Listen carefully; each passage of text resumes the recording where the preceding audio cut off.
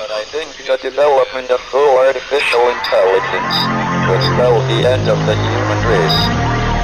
It's a flying object, and we don't know what it is. I would hope somebody is checking it out. It was a rocket or whatever, but incredibly fast, opposite direction.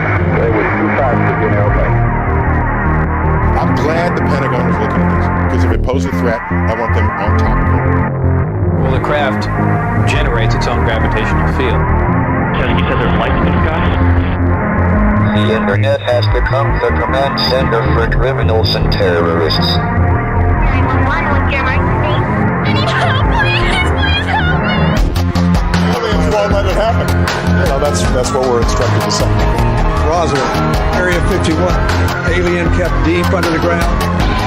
1, 0,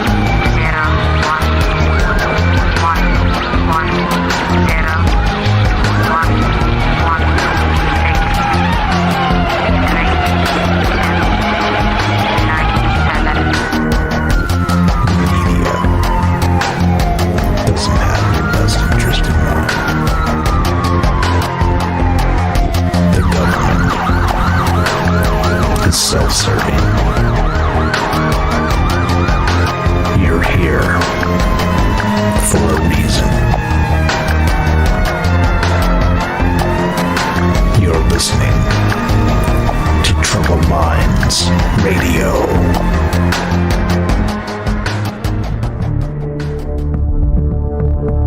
Broadcasting live from a secret bunker just off the extraterrestrial highway. Somewhere in the desert sands outside of Las Vegas. From somewhere in space-time, loosely labeled Generation X on planet Earth.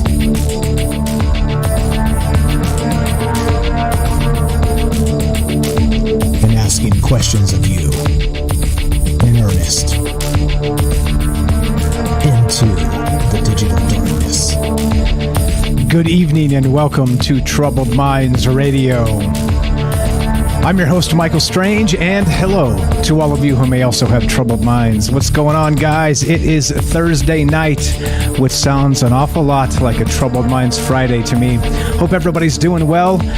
This is the show where we get together and talk about all the things we're not allowed to talk about. We do it Monday, Tuesday, Wednesday, Thursday at 7 p.m. Pacific. What are those things we're not allowed to talk about? You may wonder. I'm going to have to sum it up because there's way too much going on out there that we'll just have to say the things we're not allowed to talk about are aliens, conspiracy, the paranormal, the government, academia, the 24-hour news cycle, propaganda, and the general feeling that we live in the upside down. Got another doozy for you tonight. We've been spending a lot of time with some cosmic musings and the pantheons of gods, and really going hard with the navel gazing, and like I like to say, whooping that multiverse's ass. So let's slow down on the multiverse, and let's bring everything back to good old-fashioned terra firma, Earth, good old-fashioned Earth. And we're going to talk about the CIA tonight. Well, not just the CIA. We're going to talk about surveillance technology that is probably the stuff of fables, right? The stuff of, let's say, legend. And, in terms of, this stuff probably exists. Well, is it actually deployed in the wild, this type of technology? It's going to be one of those ones where we're going to speculate. We always, as we do, right, we do a little bit of conspiracy speculation theater on this show. So we're going to talk about that tonight. We're going to talk about, there's some new technology news, by the way, discussing exactly something very, very similar, or let's say something that would be extremely useful to the CIA themselves. All right, so that's what's on my mind tonight. We're going to get started there. But before we do all that, as you know, right, I'm just little old me. I don't have any inside sources. I watch news cycles, no Galactic Federation ambassadors. Shout out to Ryan Gable out there. I don't have any inside anything, but I do have something very, very, very special. I have us. We together, right? We together. Dare I say we the people? Well, it might end up on a list somewhere. Another list, I guess. But okay, so the thing is this, right? Don't have any inside sources. I'm no special magical powers. Like I said, until I'm glowing and floating, I am not the arbiter of truth, nor do I expect to be.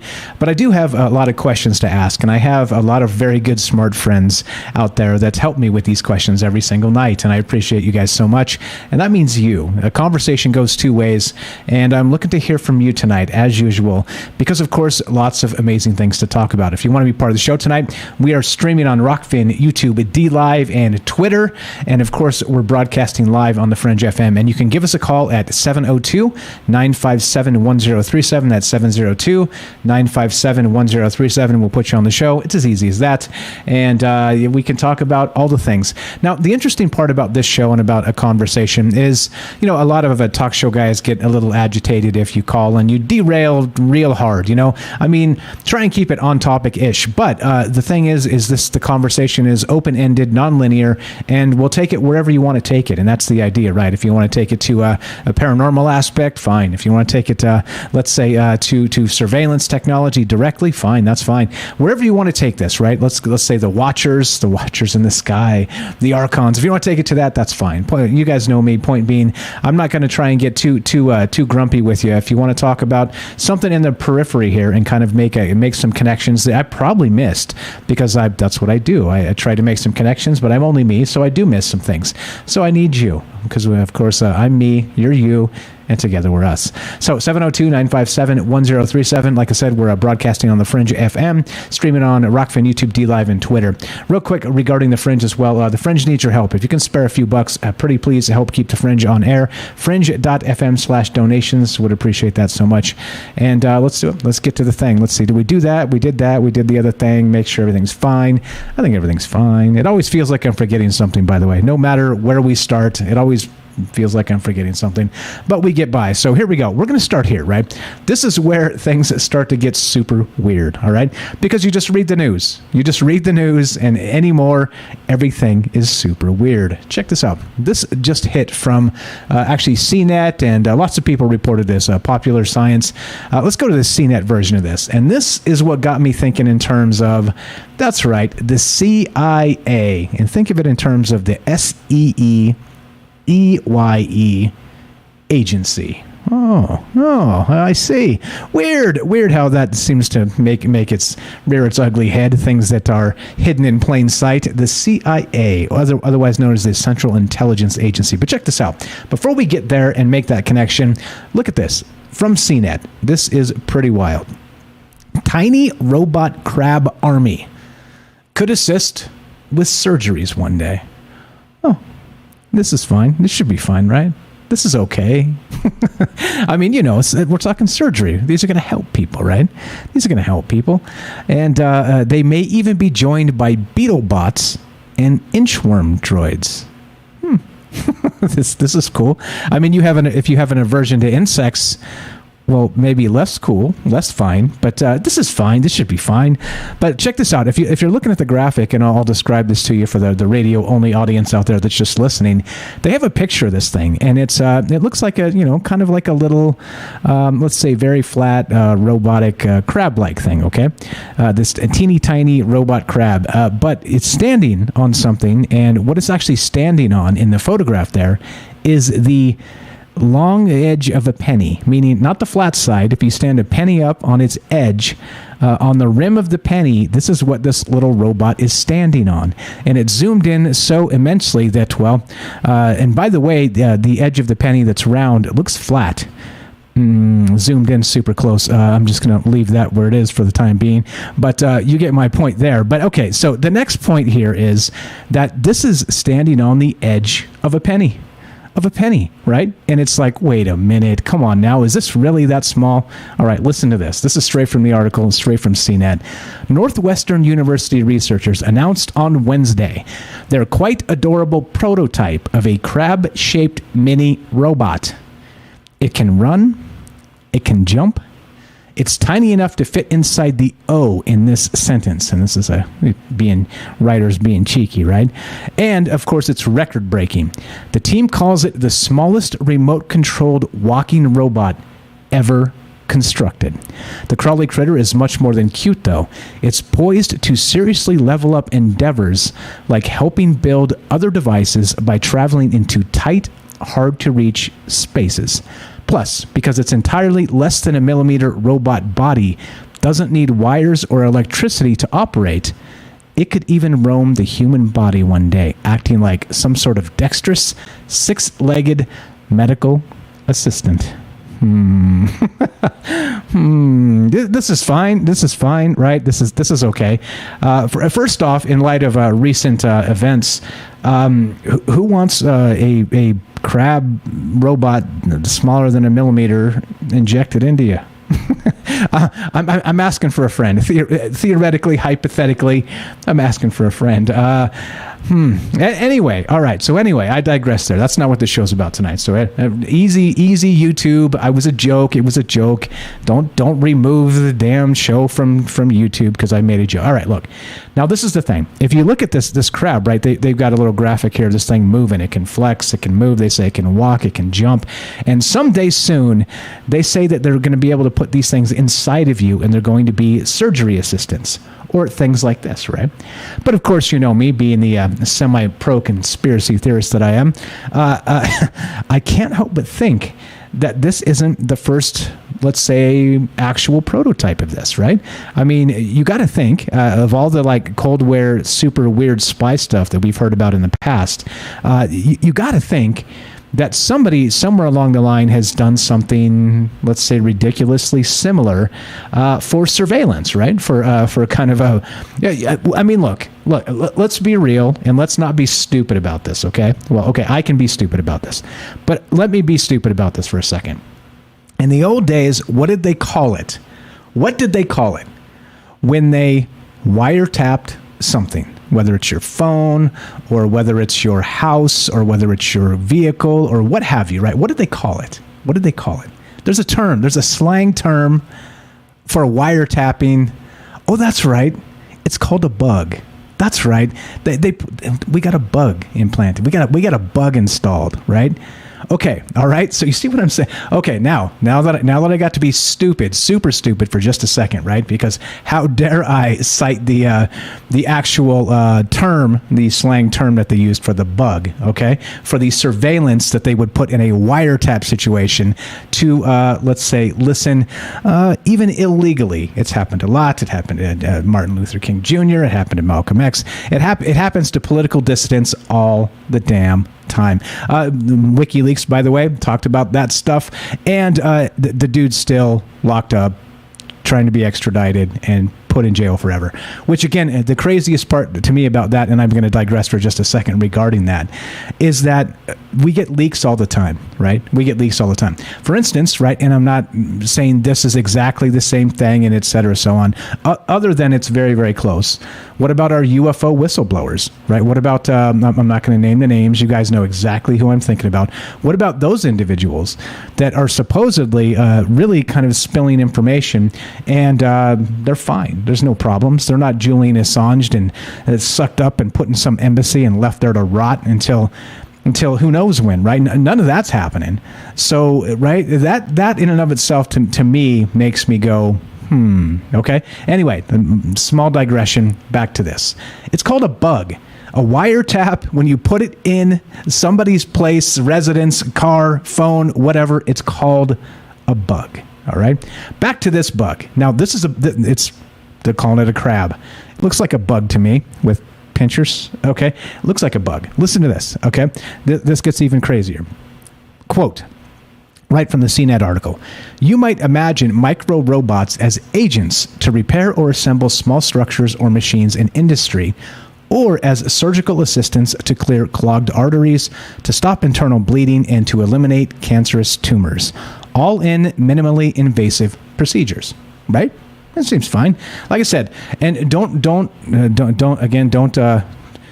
get me that way. You know me. I'm a glass half full type of guy. All right. I'm not trying to say that this suddenly is going to become the next surveillance bug. Maybe I am. Maybe I am. But does this already exist, right? That's the question, right? That's what I have tonight. Now, a number of questions, okay? So they're saying, and there you go. There's a better picture of this. I'll put it on the full screen for you guys to watch on the stream. There's actually a photograph of this bug on the edge of a penny, right? And you see this? Again, the edge of a penny.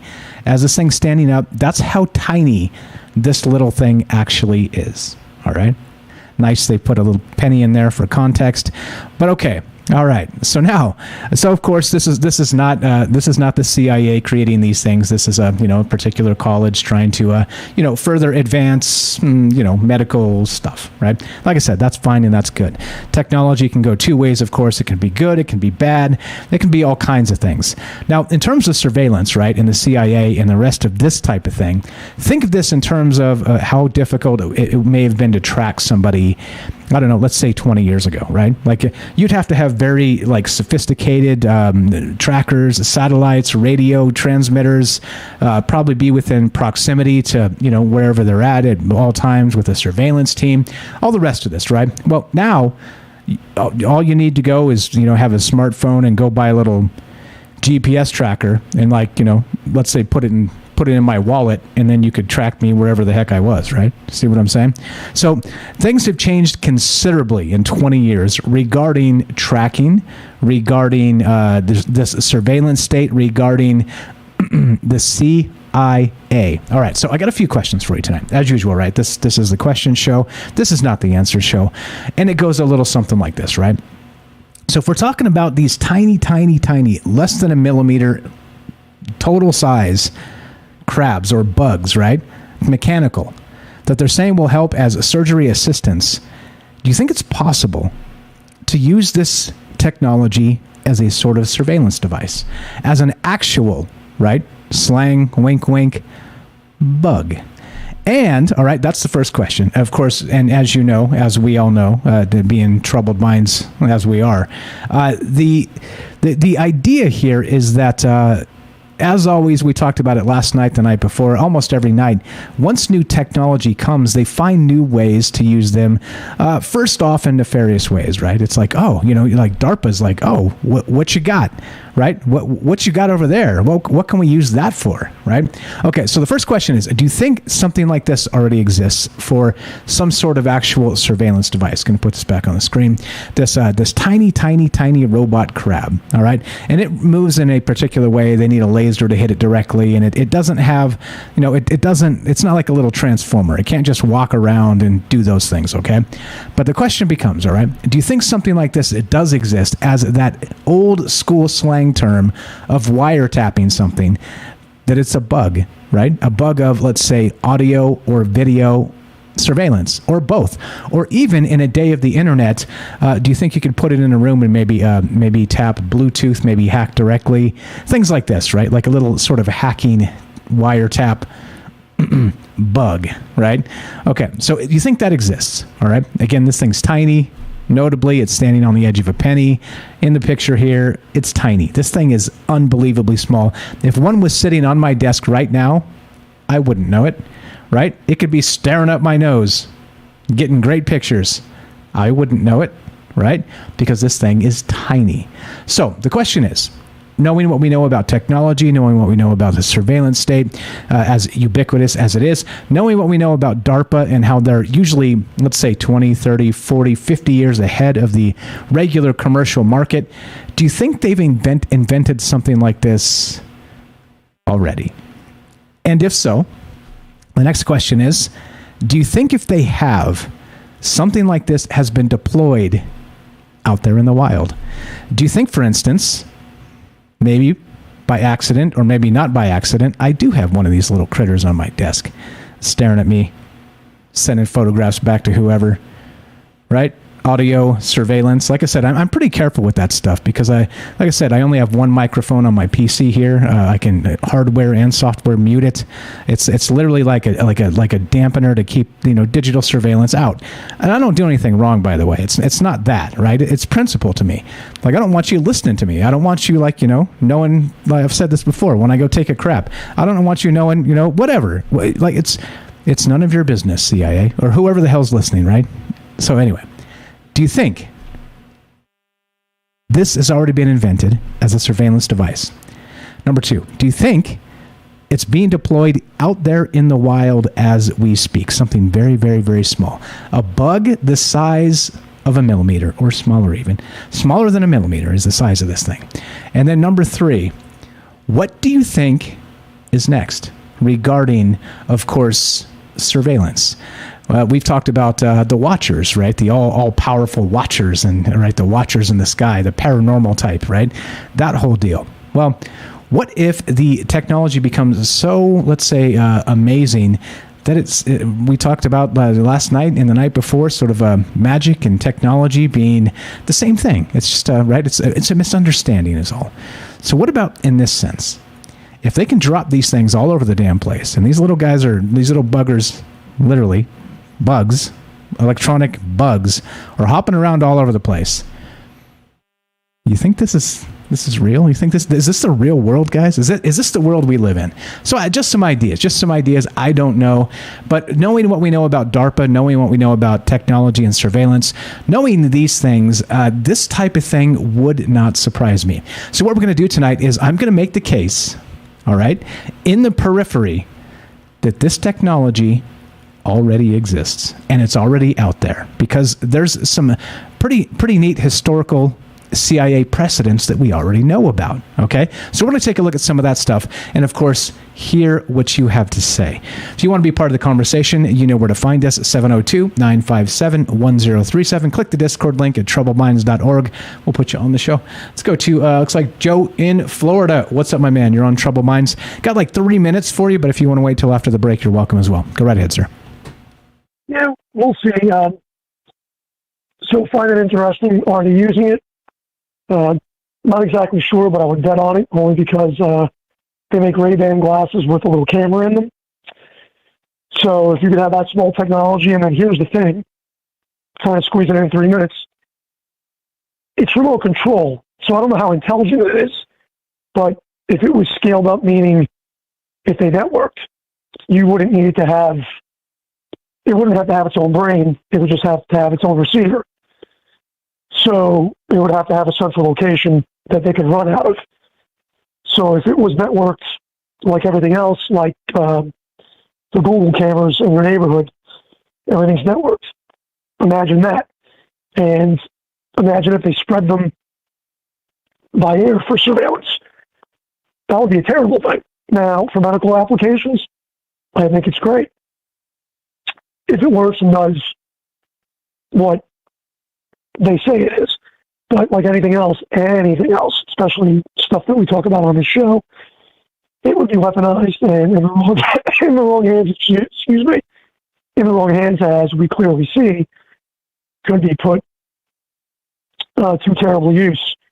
The one thing that I think about is that if they move it with electrical current, I really don't know how they move it, if it's with gears, or if it's with actual current, like muscle fibers. This one's lasers. I automatically think of like...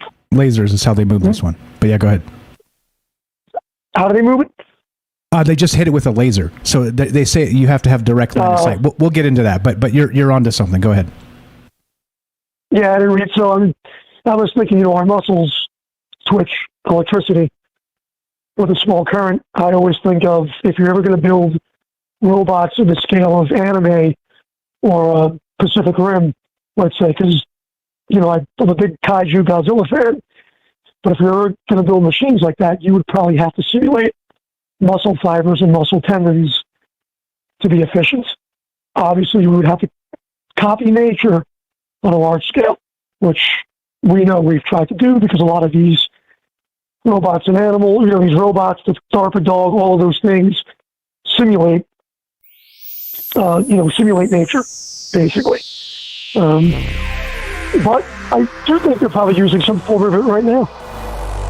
All right. You think so? We're going to keep talking about this and wondering. You're welcome to stay. If not, you're the best, Joe. I appreciate the phone call. You tell me.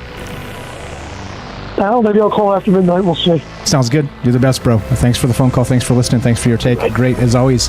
Joe in Florida, good friend of mine, good friend of the show. What do you think regarding the surveillance state and this idea of actual robotic bugs in the wild right now? 702-957-1037. This is Troubled Minds. I'm Michael Strange. Don't go anywhere. More after we return. Be right back.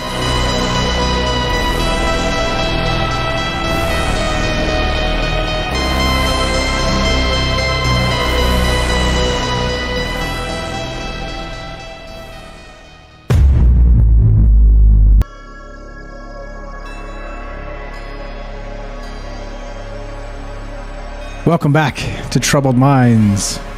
I'm your host, Michael Strange, and we are streaming on Rockfin, YouTube, DLive, and Twitter, and we are broadcasting live on the Fringe FM. Tonight, we're taking your phone calls as we discuss this idea, right? This idea about CIA surveillance. That's right. Modern applications and the future. And of course, we're referencing this article from CNET and Popular Science about a tiny crab-like robot less than a millimeter long. All right.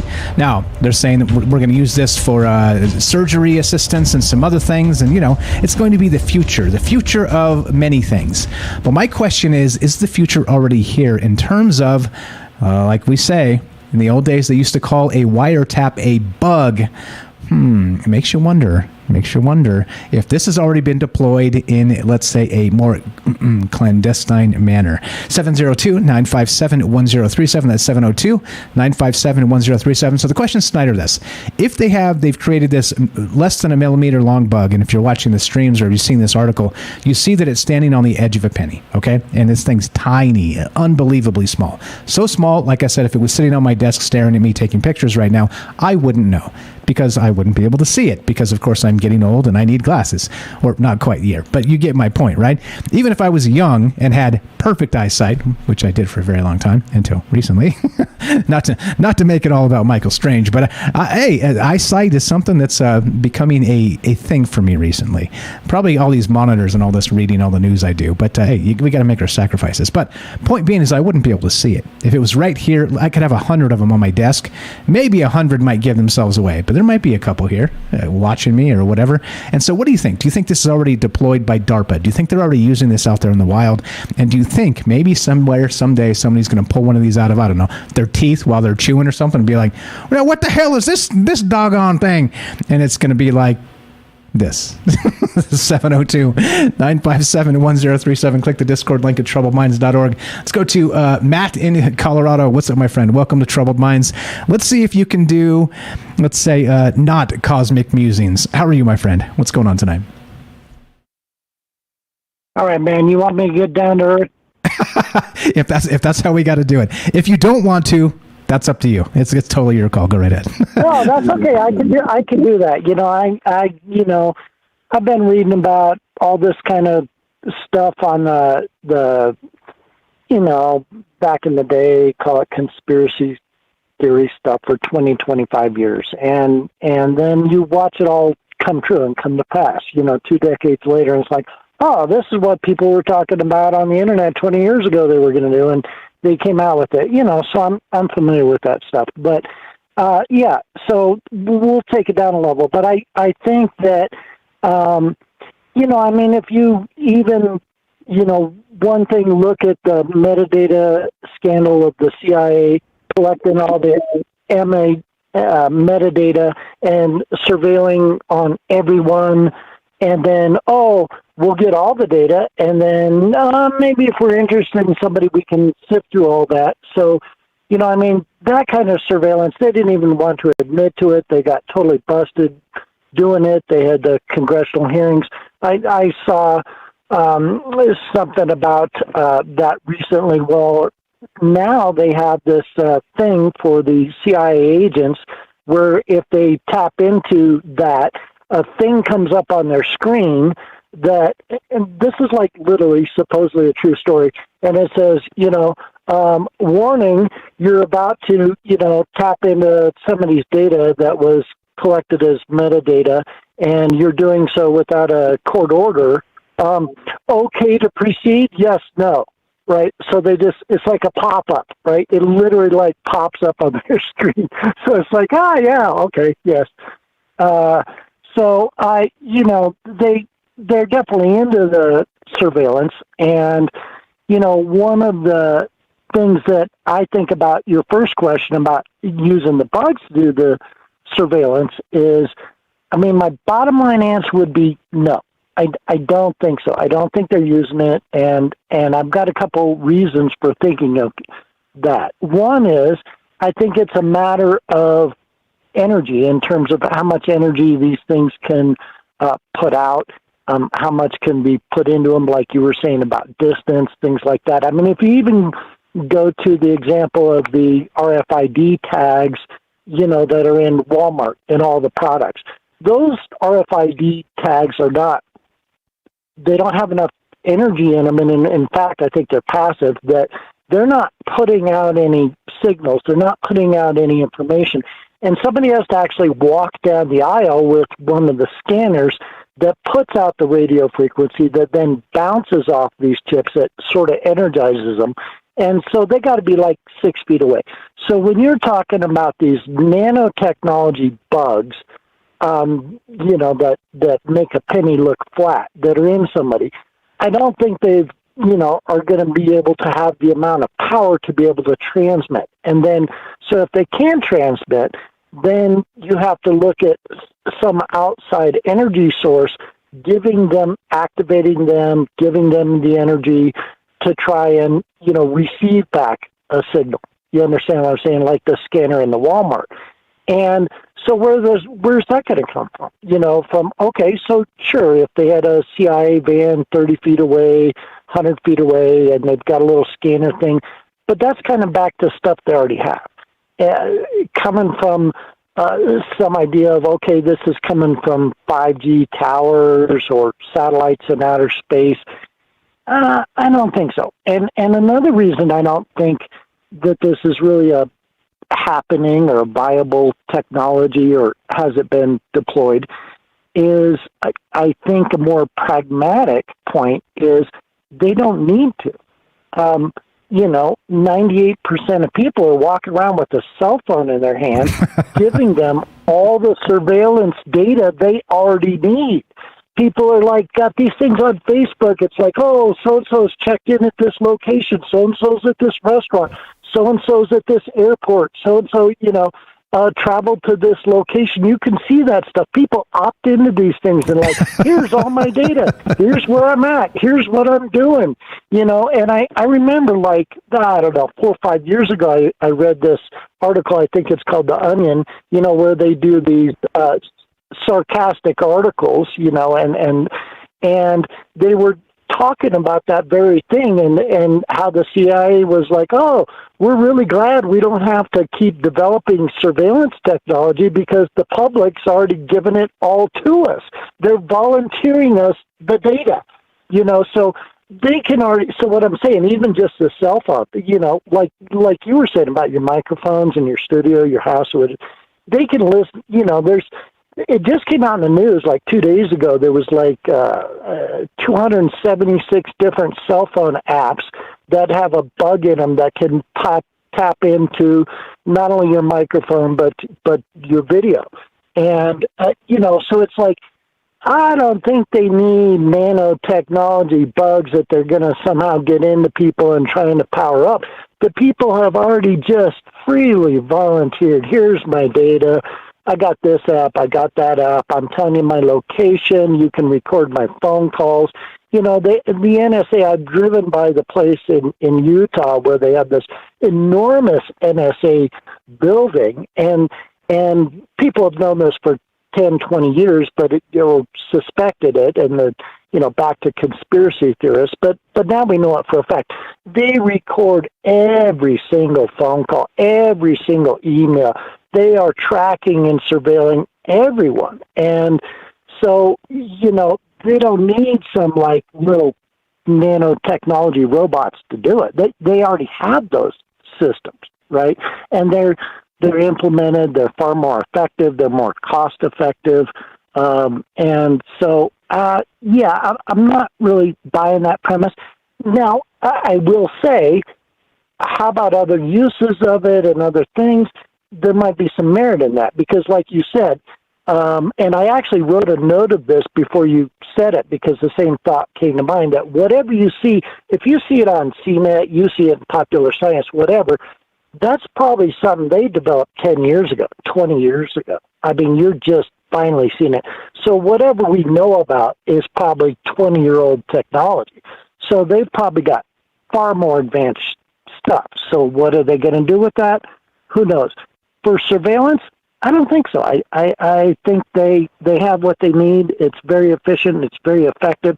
The people just willingly go, oh, this is really convenient. I can update my friends where I'm at. And, well, yeah, you just told the NSA where you're at, too. But, okay, whatever. And took a picture of your dinner and shared it with them as well, just in case they didn't know. Now they know. Right. Yeah, no, you're right. Yeah, you're right. Here's the restaurant I'm at. Here's the restaurant I'm at. Here's the dinner I ate.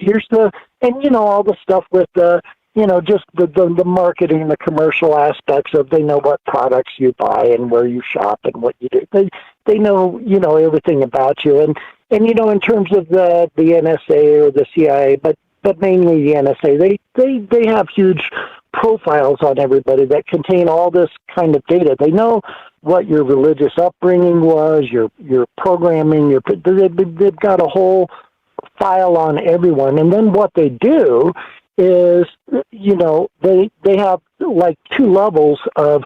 The first level of surveillance is automated. Okay, so these are artificially intelligent programs, and they're looking for keywords, right? And so they're scanning your phone calls, they're scanning your emails, and different things you mentioned. It used to be, for like 15 years, I've never typed CIA in 3 letters in a row in an email or anywhere ever. And I always put like C, space, I, period, space, A, because that's how you can fool the artificial intelligence. They're looking for the 3 letters written together, or other things like that. Okay, so they're doing character text-based processing. And, I got my computer science degree and stuff like that. So the first level of surveillance is happening via artificial intelligence programs that are going through this billions of lines of data of all the emails and all the phone calls. They turn that into voice recognition. They transcribe it into text. They send that then through the computer programs, and they scan for different things, their keywords, different topics, etc. Now, when those artificially intelligent programs pick up on a hit or a couple hits or whatever, you hit a certain number of hits and a certain number of flags of those, then it's like your little file goes from like green to yellow, and they go, oh, okay, let's pay more attention to this person. Let's pop up our server surveillance and whatever. And if you pop up to the next level, they'll actually assign an agent, a person that will actively monitor your calls and your communications and look for more details and see if you're a person of suspicion. So, they've got so much data with the mass surveillance, they have to take it a level at a time. And they automated it first, then it goes to a secondary level, and then it gets personal. And, they'll watch people, and, they'll say we're looking for terrorists, we're looking for, international terrorists, domestic terrorists, different groups like that. But that's how they do it. Yeah, okay, so you're spot on with all that, and I agree with 99% of what you said, and the statistics are fake. But, okay, so the thing is this, right? You said that we've basically handed over the surveillance state to them voluntarily, so they don't need things like this. And I agree with you, but you also said, and I agree with this as well, that if we're seeing this technology now in these, and they're not nano, by the way, these are microbots, just to clarify for these censors out there that think we're talking about a particular thing, if you know what I mean. So these are actual microbots, okay? And so my point is this, that not only is this the perfect surveillance tool if you want to just, drop a handful of these super cheap things into, I don't know, somebody's whatever car, or again, you probably drop them in their pocket and have them recycled in their laundry, things like this, right? Like, and maybe eventually have them just sort of littered all over the house and nobody really knows a thing about it, right? That could be a thing, okay? And so the reason I'm with you in saying that it's not necessary is because, they're locked into our cell phone, they're locked into our PC, they're locked into all the things we're doing anyway. So it's not really necessary anymore. But in terms of, like, let's say full on CIA type espionage, like spy game type stuff, do you think they're using this in maybe that capacity? Because like you said, probably 20 years ago, maybe 30 years ago, they probably had a technology similar with a tiny camera, which we're going to get to, by the way. I've got some pretty precise examples that sort of mirror almost exactly this. So that's my thought there, which actually, don't answer that because I got a better question. Do you have any cosmic musings regarding this? If you can make this cosmic, I want to know. I want to know.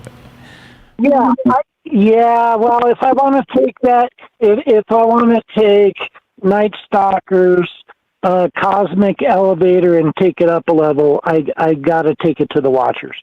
And you brought that term up, and I'm actually familiar from that term from 2 decades ago. And I think that, on the cosmic level, I think there is definitely levels of surveillance. And I think most of the time that surveillance is about civilizations, it's about planets, what are these guys up to, and probably on planet Earth, and a lot of people have said this, that, they're really concerned about the nuclear war potential and things like that, and don't blow your planet up, right? And I think that, there may be, we were talking about the connection between the capital They powers that be, maybe working with different nefarious groups and things like that. And it may be when they identify certain individuals, they might step up to a different level of surveillance, and whether that be, something non-physical surveillance, advanced technology surveillance that they have, or advanced technology that, kind of like the microbots bugs. That's possible. But I think that, generally speaking, also in a very positive way, there are watchers that watch over our galaxy and monitor things and watch what different civilizations are doing, what different planets are doing, and kind of keep them in line. I think there's a hierarchy to that sort of thing. And I think planet Earth is pretty low down and being watched very carefully. Okay, perfect. I actually knew you would be able to take this to the cosmic level, because why not? Like I said, I kind of like to take a break from that, because let's say we get cosmic fatigue. At least I do myself. So it's nice to kind of just look at the real world again for a second. But hey, let's always leave it open to some cosmic musings, because I love that stuff. You were the best, my friend. Thank you for calling. What else you got for us while I got you on the phone? Well, one quick comment is, you had said in the beginning that you're like, I'm not the arbiter of truth. And it's interesting you used that phrase, and in particular the word arbiter and the phrase arbiter of truth, because that appears in my book. And I question who is the arbiter of truth, and who thinks they're the arbiter of truth. And what I came up with in my book, and what I say, is the final arbiter of truth is reality.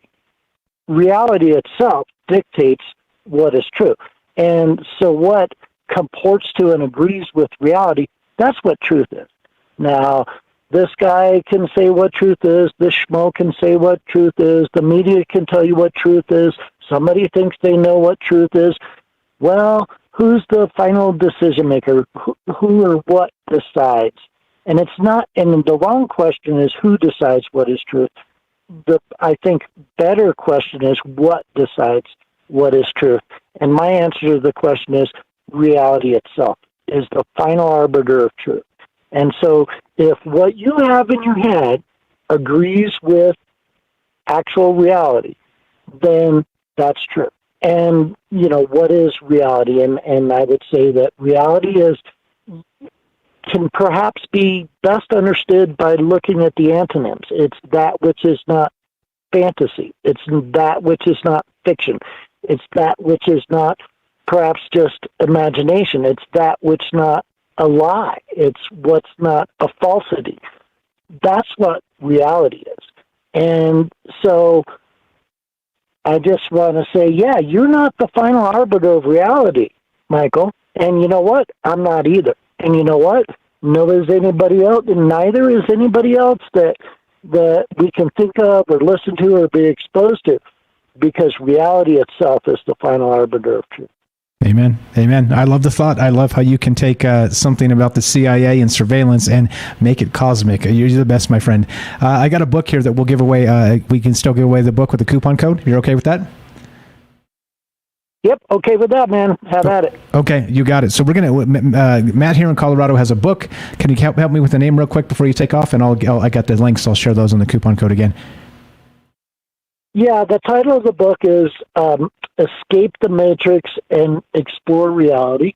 And the subtitle is A Guide to Self-Empowerment and a Guide to Radical Transformation and Self-Empowerment. And you'll have the links to it. It's on Smashwords. We got a coupon code. I got 50 coupons out there for free copies that are good for a year. So have at it, people. There you go. There you go. I appreciate it very much. I'll show those links in just a second. And I did not know Arbiter of Truth was in there. It's actually on my website as well. I wrote it probably 4.5 years ago when I wrote that. So anyway, you're the best. Weird how we use the same words and have the same thoughts. You're a creep. I think maybe you're the surveillance rat. You're the rat, Matt.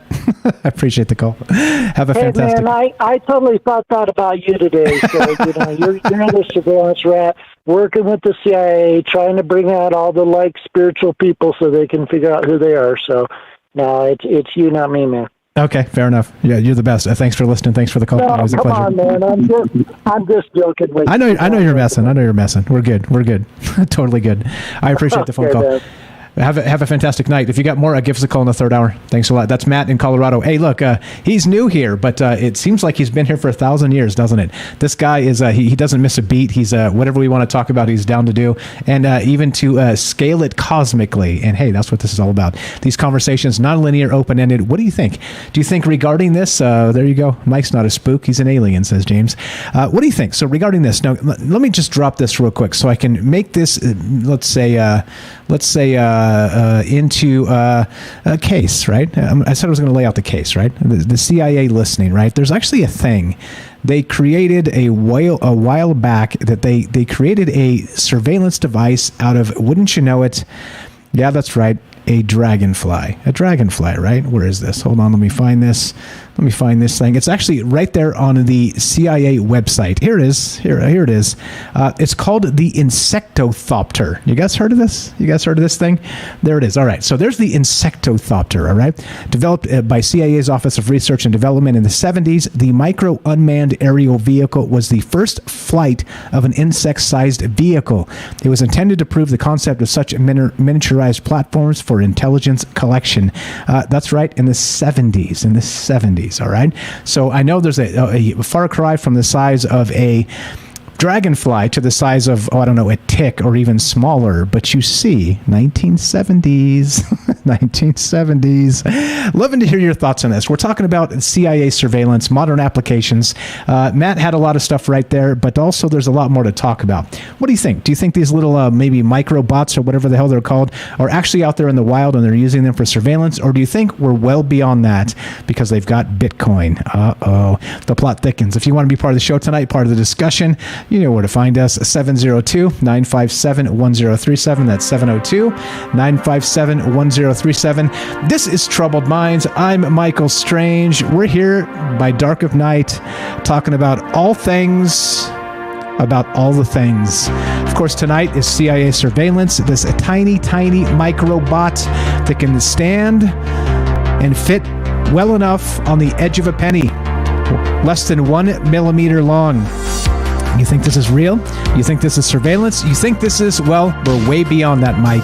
Love to hear your thoughts at 702-957-1037. That's 702-957-1037. This is Troubled Minds. I'm Michael Strange. I'm me. You're you. Together we're us. Don't go anywhere. More surveillance, cosmic musings, because why not? And of course, these tiny microbots and what they mean for the future. Be right back. Don't go anywhere.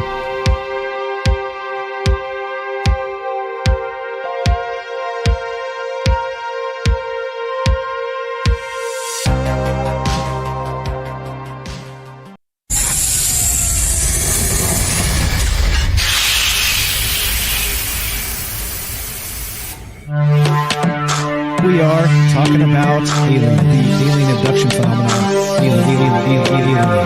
The aliens are looking through your eyes and they're accessing your optic nerve.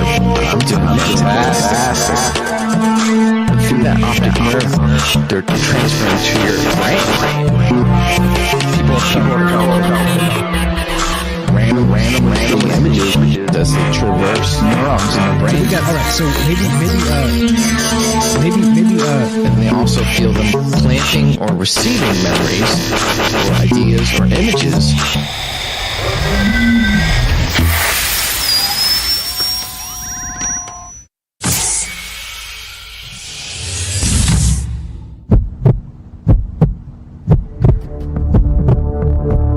Broadcasting live from a secret bunker just off the extraterrestrial highway. Somewhere in the desert sands outside of Las Vegas. From somewhere in space-time, loosely labeled Generation X on planet Earth.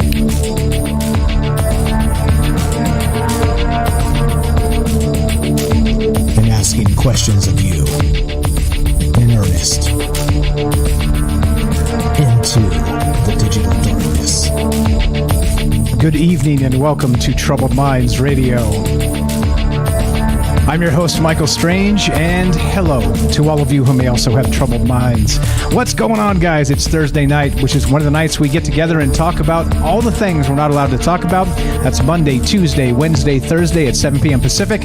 What are those things? There's too much, so I'm going to have to sum up. Aliens, conspiracy, the paranormal, the government, academia, the 24-hour news cycle, propaganda, and the general feeling that we live in the upside down. As usual, we're talking about crazy stuff, and tonight, in particular, they've got this tiny micro robot that they created. Yep, that's right, for surgery. Right? They say it's going to help surgery and all kinds of different things. It's guided by lasers. All right, but this thing actually is small enough to sit on the edge of a penny with plenty of space. You could probably sit maybe two of them side by side on the edge of a penny. That's how tiny these things are, okay? So it got me thinking, of course. I know this particular case is probably not the best case for, let's say, CIA surveillance and that type of thing, okay? Because, of course, like Matt said, Matt in Colorado, brilliant as always, called and said that they don't need that surveillance anymore. Mike, everybody carries their surveillance device with them at all times. It's their cell phone. Well, that's completely true. That's completely true. But it does have me thinking in terms of, have they been using something like this for a long time, right? Let's say, DARPA or the CIA or whatnot, because it seems like, if you look back into the annals of the CIA, there are instances in particular where they've created insect surveillance devices, okay? But this was way before we all got our cell phones and opted into the surveillance programs anyway, right? Ubiquitous, all the rest of that. I always say Bitcoin is the final, the digidollar is the final key to the surveillance puzzle, right? The full spectrum control. So anyway, look, in that case, I don't know. As usual, right? This article is sort of related in the periphery of, okay, look, if we can have this and it can do surgery and it's super tiny and they can inject them into you, and someday maybe this will be the best thing for humanity ever. All right, ever. All right, this thing's tiny. Like I said, two could sit side by side, probably on the edge of a penny and not fall off. Right? They have room for them. So that's the creepy part. Okay, but beyond that, as we know about DARPA, have they had this stuff for 20 years, 30 years, right? We just looked at this article from the actual 1970s, right? This is actually from the CIA, straight from the CIA website, just to make the case here. Check this out. There's a thing called you love the name, Insectothopter, all right? That's what they call it, right? And straight from the CIA website, freely admitted it, developed by CIA's Office of Research and Development in the 1970s. This micro unmanned aerial vehicle which we call UAVs now, by the way, was the first flight of an insect-sized vehicle, and they called it the Insectothopter. It was intended to prove the concept of such miniaturized platforms for intelligence collections. Insectothopter had a miniature engine to move the wings up and down. A small amount of gas was used to drive the engine, and the excess was vented out the rear for extra thrust. The flight tests were impressive. However, control in any kind of crosswind proved too difficult. Yeah, right? That seems legitimate. So they just shut it down and gave up, right? Because crosswinds, are, let's say, you can't overcome that. I mean, right? Yeah, of course not. Of course not. Of course not. They came up with the next idea and the next idea and the next idea, okay? All these links are down below. I always share the articles that I'm talking about because, number one, they're great sources most times. Number two, it's the right thing to do if you're using people's stuff for a conversation. And number three, I want you guys to be able to find them and to be able to easily say, oh, this is the article Mike was talking about. Here you go. All of them are down in the description below the podcast and also on YouTube. You can find that stuff right now, immediately in real time. It's already there. Okay. Not after the show. I've become so efficient. I put them up before the show. Okay. Anyway, so that's what we're talking about tonight. We're streaming on Rockfan, YouTube, DLive, and Twitter. We're taking your phone calls about this, okay? We've got this idea of this Insectothopter, right? Okay, from the 70s. And they said the crosswind, they couldn't control it, so they canned it. Okay, fine. But then we got these new tiny things, all right? These little tiny crab robots sitting on the edge of a penny, right? Well, again, you see where my mind's at. You think this is real? You think they've been using this for a long time? You think there's something else going on here? Or let's say maybe not at all. Again, part of the conversation. Love to hear your thoughts at 702-957-1037. And I'm going to get to some woo-woo stuff in a little bit. So I'm going to try hard tonight to stay away from the cosmic musings, just because I'm a little burnt out on that, and I don't want to burn you guys out on that as well. But I did have an idea during the break after the conversation with Matt regarding cosmic musings and the surveillance state. So we'll get there in a sec. Okay, and it's not the Watchers. It's not the Watchers. Okay, so here's what we're going to do, right? We're doing our thing. We are, again, broadcasting live on the Fringe FM, and the Fringe needs your help. If you can spare a few bucks, I would appreciate that very much. It's free for everybody. It's a digital radio. Download the app. You can get it on TalkStream Live, the Paranormal app. You just smash the play button. You get Troubled Minds. You get us. You get me. You get the other great programming that goes along with it. You got Ryan Gable there. You got Joe Roop. You got Jess Rogie. You got Alex Exum. There's so many great people on the Fringe. Go check it out. It is free for everybody, but they need a little help. We need a little help. I was going to read the number. Fringe.fm/donations. I'm pretty pleased if you got a few bucks to spare. I would appreciate that a lot. Also, now I read the number. So if you want to be part of this discussion regarding, let's say, the surveillance state, and I'm going to get to some really weird stuff in a sec, 702-957-1037. Click the Discord link at troubledminds.org. Thank you to Daryl for being patient with me and pointing out I wasn't on Discord. Remember when I started tonight, I was like, I know I'm forgetting something. I'm always forgetting something. And then Daryl sent me a message about 15 minutes ago and was like, hey, you're not on Discord. And I was like, oh, oops. That's what I was forgetting. Let's go to Daryl in New York. What's up, my friend? You're on Troubled Minds. How are you tonight? Hey, Michael. Can you hear me? Loud and clear. Loud and clear. What is on your mind? What do you think about these little robot crab army stuff? Well, I've got a few thoughts on this. First of all, I want to say, I think I need an antacid or Tums or something. I'm getting a little indigestion just talking about this. I don't know if I'm alone with this. I'm a little nauseous. It's because the little robots inside of you have noticed that you're talking about them, and so they're screaming out for attention. They're activated. And I was thinking about the antidote for this. Maybe you could go to Peter Luger's and get that good cocktail sauce, that they put on the seafood on shrimp cocktail. I think that's a good antidote. But I was wondering, what's effective for these? Can you use an insecticide like citronella? Can you use some Raid? If you just spray bug spray on them, maybe they'll just get wet and die. I don't know. Just saying. Then I was thinking, if they have that technology, maybe all those UFOs are ours after all, like those Tic Tacs. If they had in the 70s, I would think they could make anything that small do a lot of crazy things. Also, I wanted to tell you, I heard today Israel had developed a device that can see through walls up to 100 feet. Isn't that funny? When they have this technology that's that small, can they also see through 100 feet? And then I was thinking about smart dust. Do you remember the smart dust invasion? Okay, so let's not talk about that in particular. You'll get us taken down. But okay, let's go back. Let's go back to the seeing through walls bit. So not only has that been a thing for a while, they also we covered this article back when it happened. Sometime in this past, let's say year and a half, they started reporting that there was a you got a lot of hiss, Daryl. Is there some way you can handle that? No. Please? What do I have to disable? I'm going to disable something. I have no idea. I have no idea. Or enable. I have no idea. We're good. We're good for now.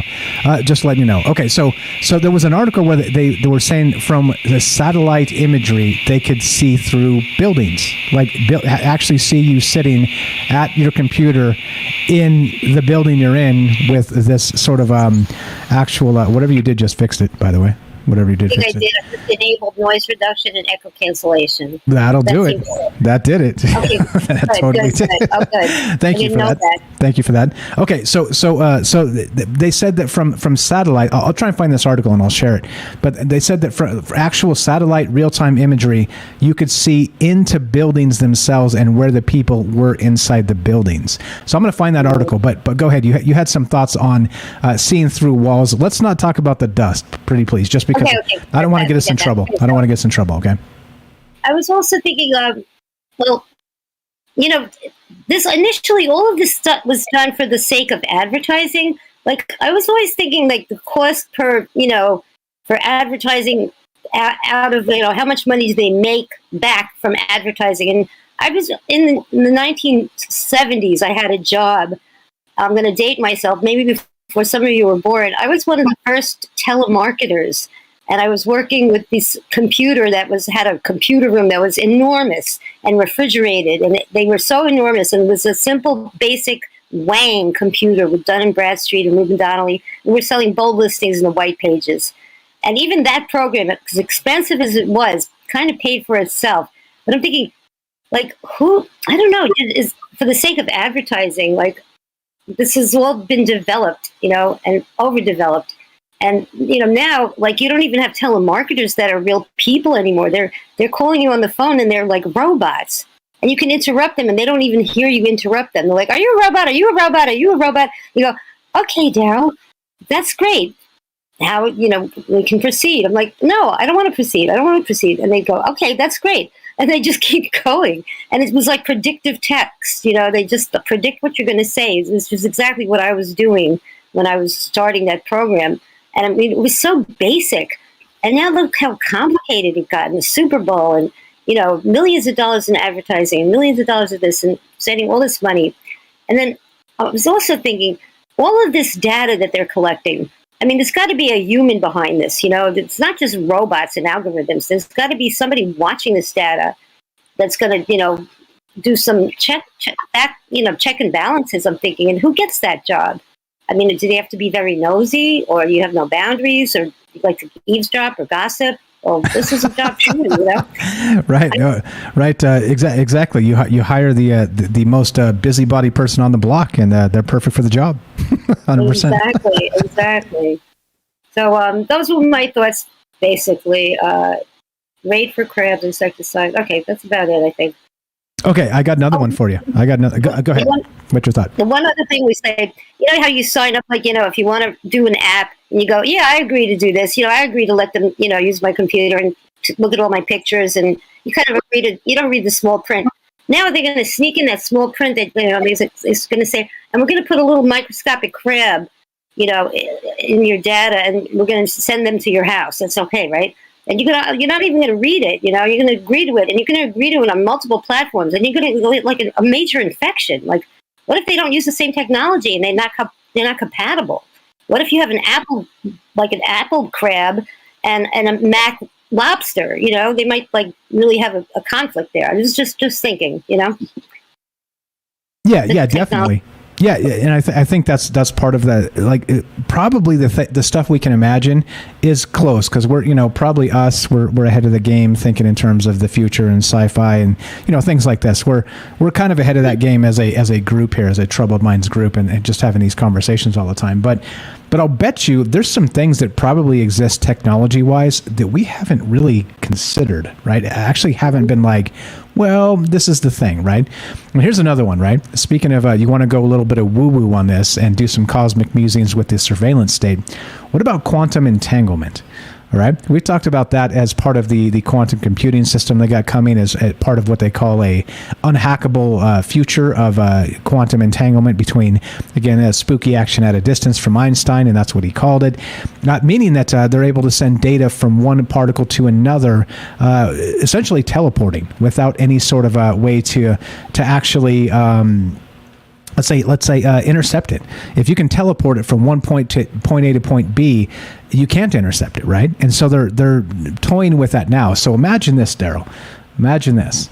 Now we have these little things that these little crab robots, and they're reporting on us, and they're everywhere. Ubiquitous, right? And this is, again, super conspiracy speculation. And again, I don't think this is real, to be honest, because Matt made a lot of great points regarding this, why this is not necessary. But imagine if they're reporting not through like an active internet connection, but through some sort of quantum entanglement to send the information to, and this is the craziest part, a cloud server, right? But not a cloud server like the cloud server like an Amazon, right? That type of like digital cloud server.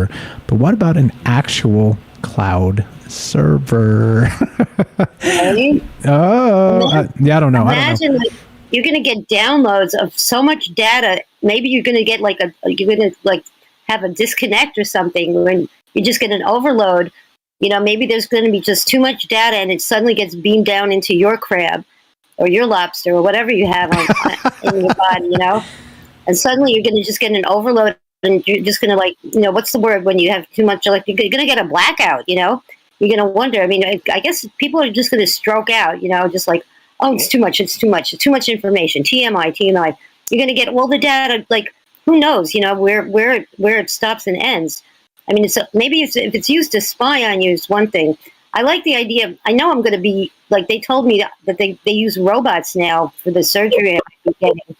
And I was kind of happy about that, but now I'm not so sure. What if they leave one in you? You know what I'm saying? They're always leaving instruments in you. What if they leave one of these robots in you and it just has a mind of its own? Yeah, we see these horrific stories of like, that people having surgery and like the doctor just sews up like a wad of gauze back up in you, right? Like this type of stuff. Or a surgical instrument, on a CAT scan. But what if it has a consciousness? Like, what if they have really intercepted? I don't think they know what consciousness is, and I don't think we'll ever put our finger on it. But I think that's the only tool that we have that can fight this, because they can't get to our consciousness because we can't really define it. And something outside of us or inside of us, we have no idea. But I think they're trying to nail that consciousness gene or something. And I don't think they're going to get it. I just don't. I just hope they don't. I think we have that. That's our only tool against all of this tyranny. If it's going to be used against us, I mean, of course, it could be used for good stuff, but somehow. Who knows? It can make the armies like turn on themselves. It could really alter the whole like art of war if there is an art to it, as the Chinese would say. The art of war. I don't think there's any art to it. You should read The Art of War if you haven't. It's fantastic. It's It's very good. It's very good. It's very good. Daryl, you're the best. And what else you got for us tonight? I think I'm good for now. I'd like to hear the rest of the callers. All great callers tonight. Great subject. And as usual, I'm glad to be here. That's all. Glad you're here. That's all. Daryl here has a YouTube channel. Check it out. Links in the description down below. She sings in English and French. She's got some stuff on Morgellons, some other conspiracy and paranormal type stuff. Go check it out. Give Daryl a follow. Good friend of mine. Good friend of the show. Always a pleasure. You're welcome to stay right there. Just please mute up. And if you can chime in the third hour, just let me know and we'll put you back on, okay? Appreciate it, Daryl. There you go. 702-957-1037. That's 702-957-1037. Apoc's got it right. So few thumbs ups. So many people. What the hell's going on out there, guys? Right? Hey, I'm talking to you. Hey, what's going on, guys? Hope everybody's well. We're talking about CIA surveillance tonight, okay? And not just in terms of these little tiny crab things, because like I said, this is not really let's say a truthful basis in the sense of I do think that these little crabs are running around, these little tiny micro robots are running around as surveillance tools. I don't think that's the case. I really don't. But it got me thinking in terms of at some point these things were probably considered to be the next level of surveillance, right? And I think what happened was, again, like I said, in the old days they talked about bugging something. They talked about instead of wiretapping, it was you put a bug. Well, in this case, this is sort of exactly what we're talking about, right? The bug. So I don't know. It's not about necessarily like if this is the future of surveillance. It's speaking in terms of what do you think the future of surveillance is? And I think a good way to put that is maybe what if we have entanglement? In that quantum entanglement, spooky action at a distance, how they find some way to, I don't know, cast a photon into your ear or something, or into your eye, or I don't know. I don't even know how this would work, right? Because I'm just a knucklehead on the internet with a microphone, right? That's the line, I'm sticking to it. But the thing beyond that is I'm not a scientist that could be able to say this is how this would do the thing, right? They talked about just recently having quantum entanglement happen in a living creature, right? But they said that they had to bring it down to like a ridiculous temperature and all kinds of stuff, right? There's some pretty weird stuff going on with that. So I think if we're talking about the next level of quantum entanglement, at the next level of surveillance, it might be that exact thing, sort of like at the quantum level. If they can somehow get something inside of you, and I don't know, maybe these little things are that, and we're thinking, let's say, too narrow in terms of, radio devices or cameras and that type of stuff. Maybe it's something way different. So I don't know. Like I said, it's not about that, and the exact. Let's say this is the way things are, or I think the way they are. I'm thinking in terms of, let's say maybe this was in place 25 years ago, right? Maybe this was a thing in the 80s, or is that, I'm too old to, is 25 years ago the 80s? maybe, maybe not, 35 years ago, right? The 80s, there you go, keep dreaming that I'm young again. But I mean, look, and that's the thing. So it was something like this deployed in the 80s. Was it not? Number two, and then again, once we start looking to the future here, what does the future of the surveillance state look like?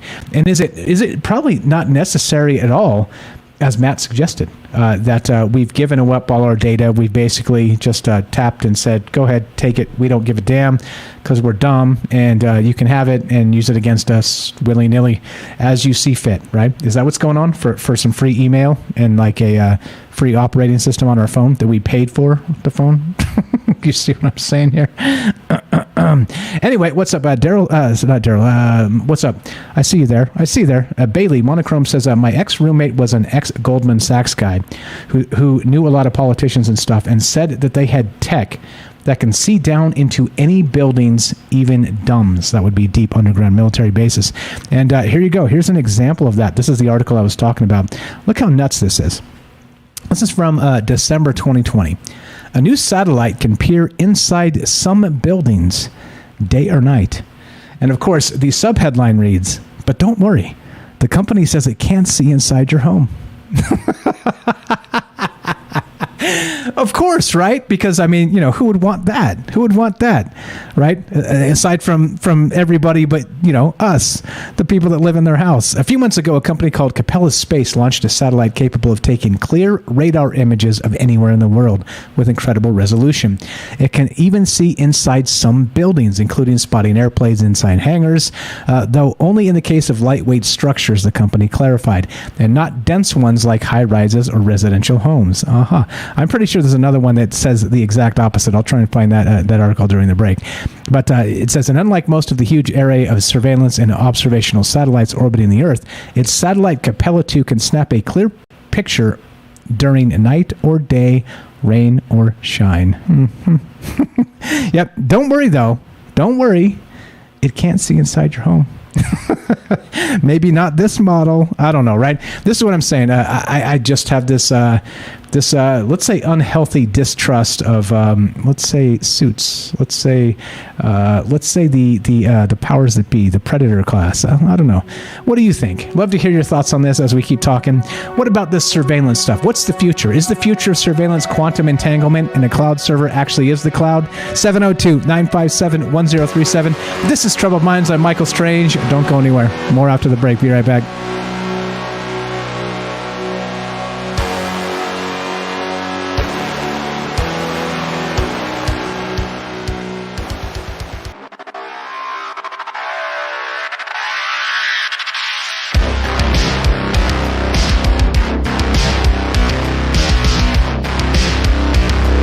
Welcome back to Troubled Minds. I'm your host, Michael Strange, and we are streaming on Rockfin, YouTube, DLive, and Twitter, and we're broadcasting live on The Fringe FM. Tonight, we're taking your phone calls as we describe and talk about, that's right, CIA. SEEEYEA. That kind of CIA, because if you don't do it that way, you end up on a list. We're talking about surveillance. We're talking about these tiny, tiny micro robots. Do you think at some point in the past, let's say the 80s, they created these things and used them as surveillance devices? Or do you think this is just, well, me talking about nonsense? Because I do that from time to time. 702-957-1037. That's 702-957-1037. Let's smash this music and get rid of it, even though it's really great. I love the bumper music. All right, so that's what's going on. That's what's on my mind. No, I thought it'd be fun to actually go through and look at some of the ancient CIA type stuff, right?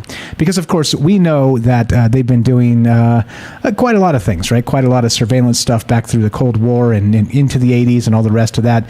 And so I don't know in particular like how far that has come, but I think that's part of the fun part about doing it in this format and kind of getting together and just talking about stuff for the lulz, right? Is to see sort of where the information came from regarding an old school, let's say, surveillance system and the crazy things they used to cook up and what you think they're up to now, right? So let's take a look in the past. Let's go in the past real quick let's do this. So not only these little droids, right? They're not really droids. Let's say they're actually micro robots. They're calling them crab-shaped. They fit on the edge of a penny. Could probably fit two side by side on the edge of a penny without them falling off. That's how tiny they are. About a millimeter long or less than that. So, I mean, this is cool. This is fine. They say they're going to help with the surgery and some other things and be able to maybe combat cancer one day. Who knows, right? So there's that. But then we also have these same individuals did a whole bunch of different things, right? Including this. You guys remember this? We talked about this on the news show. This is from Popular Science. Floating whirligig microchips could help us monitor nature without leaving a trace. Inspired by the seeds of maple trees, engineers have built a flying microchip. These are the same guys. These are the same individuals. And microbots, Larry. Microbots. You got to be careful with that word you just typed because they'll think we're saying something else. In any case, look, so there's that, right? Turning skin sensors into flying chips. Okay, that's fine. This other thing, they did this as well. An electronic camouflage cloak inspired by color-changing octopus skin. And this is by the same team that built these little tiny robots, the micro robots, okay? So there's that. So these guys have been up to some pretty interesting things that I think DARPA would be super interested in, right? And of course, DARPA is, as we say, years ahead typically of what's going on in the private sector, or they've been way ahead in terms of just surveillance and all the rest of this, right? So let's take a look at this. This is what got me thinking, this idea of the Insectothopter. And again, this is straight from the CIA website. I'm not making this up. Remember, from the 70s, this micro unmanned aerial vehicle was the flight of an insect. The first flight of an insect-sized vehicle called a UAV. It was intended to prove the concept of such miniaturized platforms for intelligence collection. And wouldn't you know it, it looks exactly like a dragonfly. All right, that's fine, right? That's fine. They say they crosswinds and kept it from being actually effective. So clearly, like I said, they gave up, right? They stopped because, well, why would you continue? You'd be like, well, we're defeated by the wind with the CIA and DARPA and whatnot, so we'll just give up, right? Yeah, of course they didn't. That's ridiculous. But here you go. Let's go to this. And now I was looking at this, and there's all kinds of crazy old school Cold War spy stuff.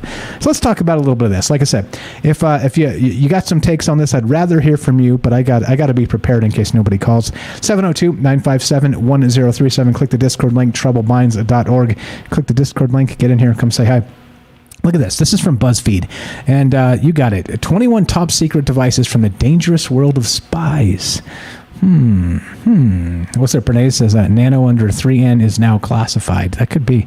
Here's one. How about the buttonhole camera, right? Of 1970. This is really not too impressive, right? There's some things in here that are just not really that impressive. But if you go back and you talk about like sort of the spy game and the CIA and the levels they were willing to go to get surveillance data on people, right?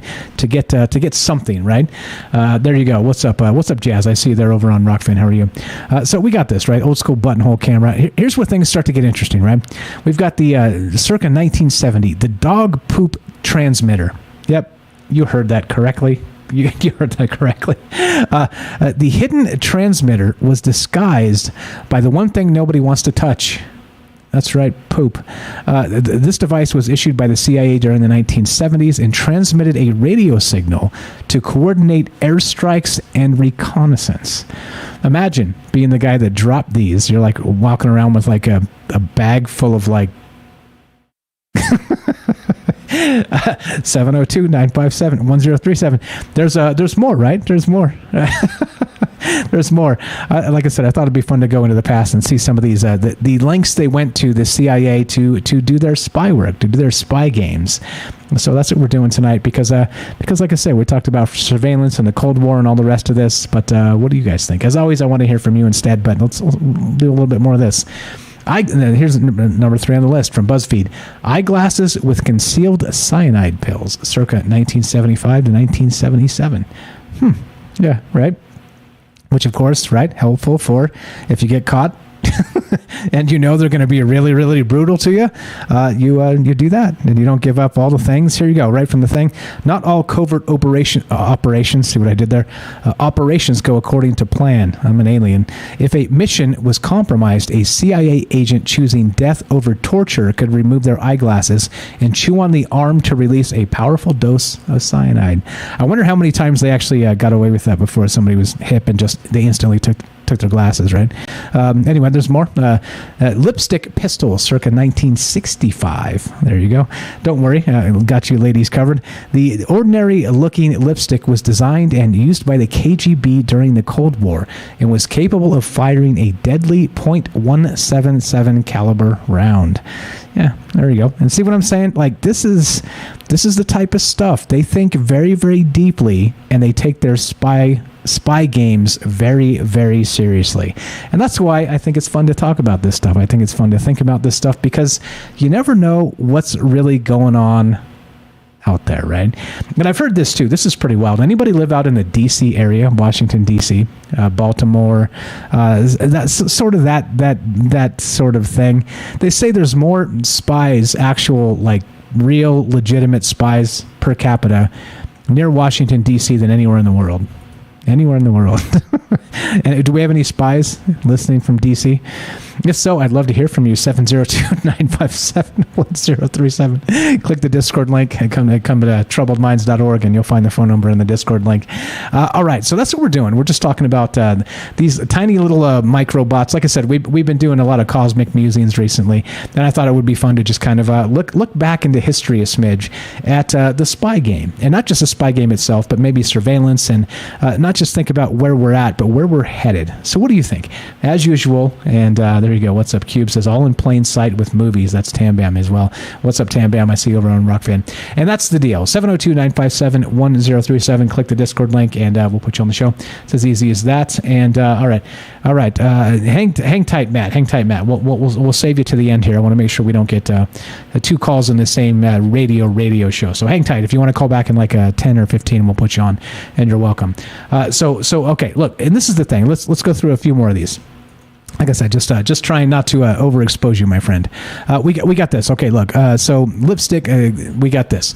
Tree stump listening device. This is again from BuzzFeed, and this is what I'm saying. This is the type of stuff that they think of. This is the type of stuff that they've been like trying to use out there in the wild for all kinds of different surveillance purposes. And this looks like a little tree stump, right? And you remove the top, and it has, when you remove the top, wouldn't you know it, it looks like R2-D2. Now, designed by the CIA, the tree stump would be placed near a Soviet base and used to intercept secret radio transmissions. The data would be relayed back to the CIA via satellite. All right, there you go. All kinds of crazy stuff. Like I said, what do you guys know about this? What do you think about this? Like I said, so how has the spy game evolved since the Cold War? Do you think things are a little bit nuts, a little bit crazy, a little bit, I don't know. What about that quantum entanglement thing? What about the woo-woo? I don't know. This is Troubled Minds after all. Non-linear, open-ended. What are your thoughts? 702-957-1037. I see you, James. Let's go to James in Michigan. Are you there? Test 1, 2. I'm here. Can you hear me? Loud and clear. Appreciate you, my man. Thanks for dipping in. What you got for us tonight? You know anything about the CIA? No, of course not. I know nothing about. Who is that? I've never heard of him before. Yeah, right. Who are those guys? That's weird. I don't know. Man, that's odd.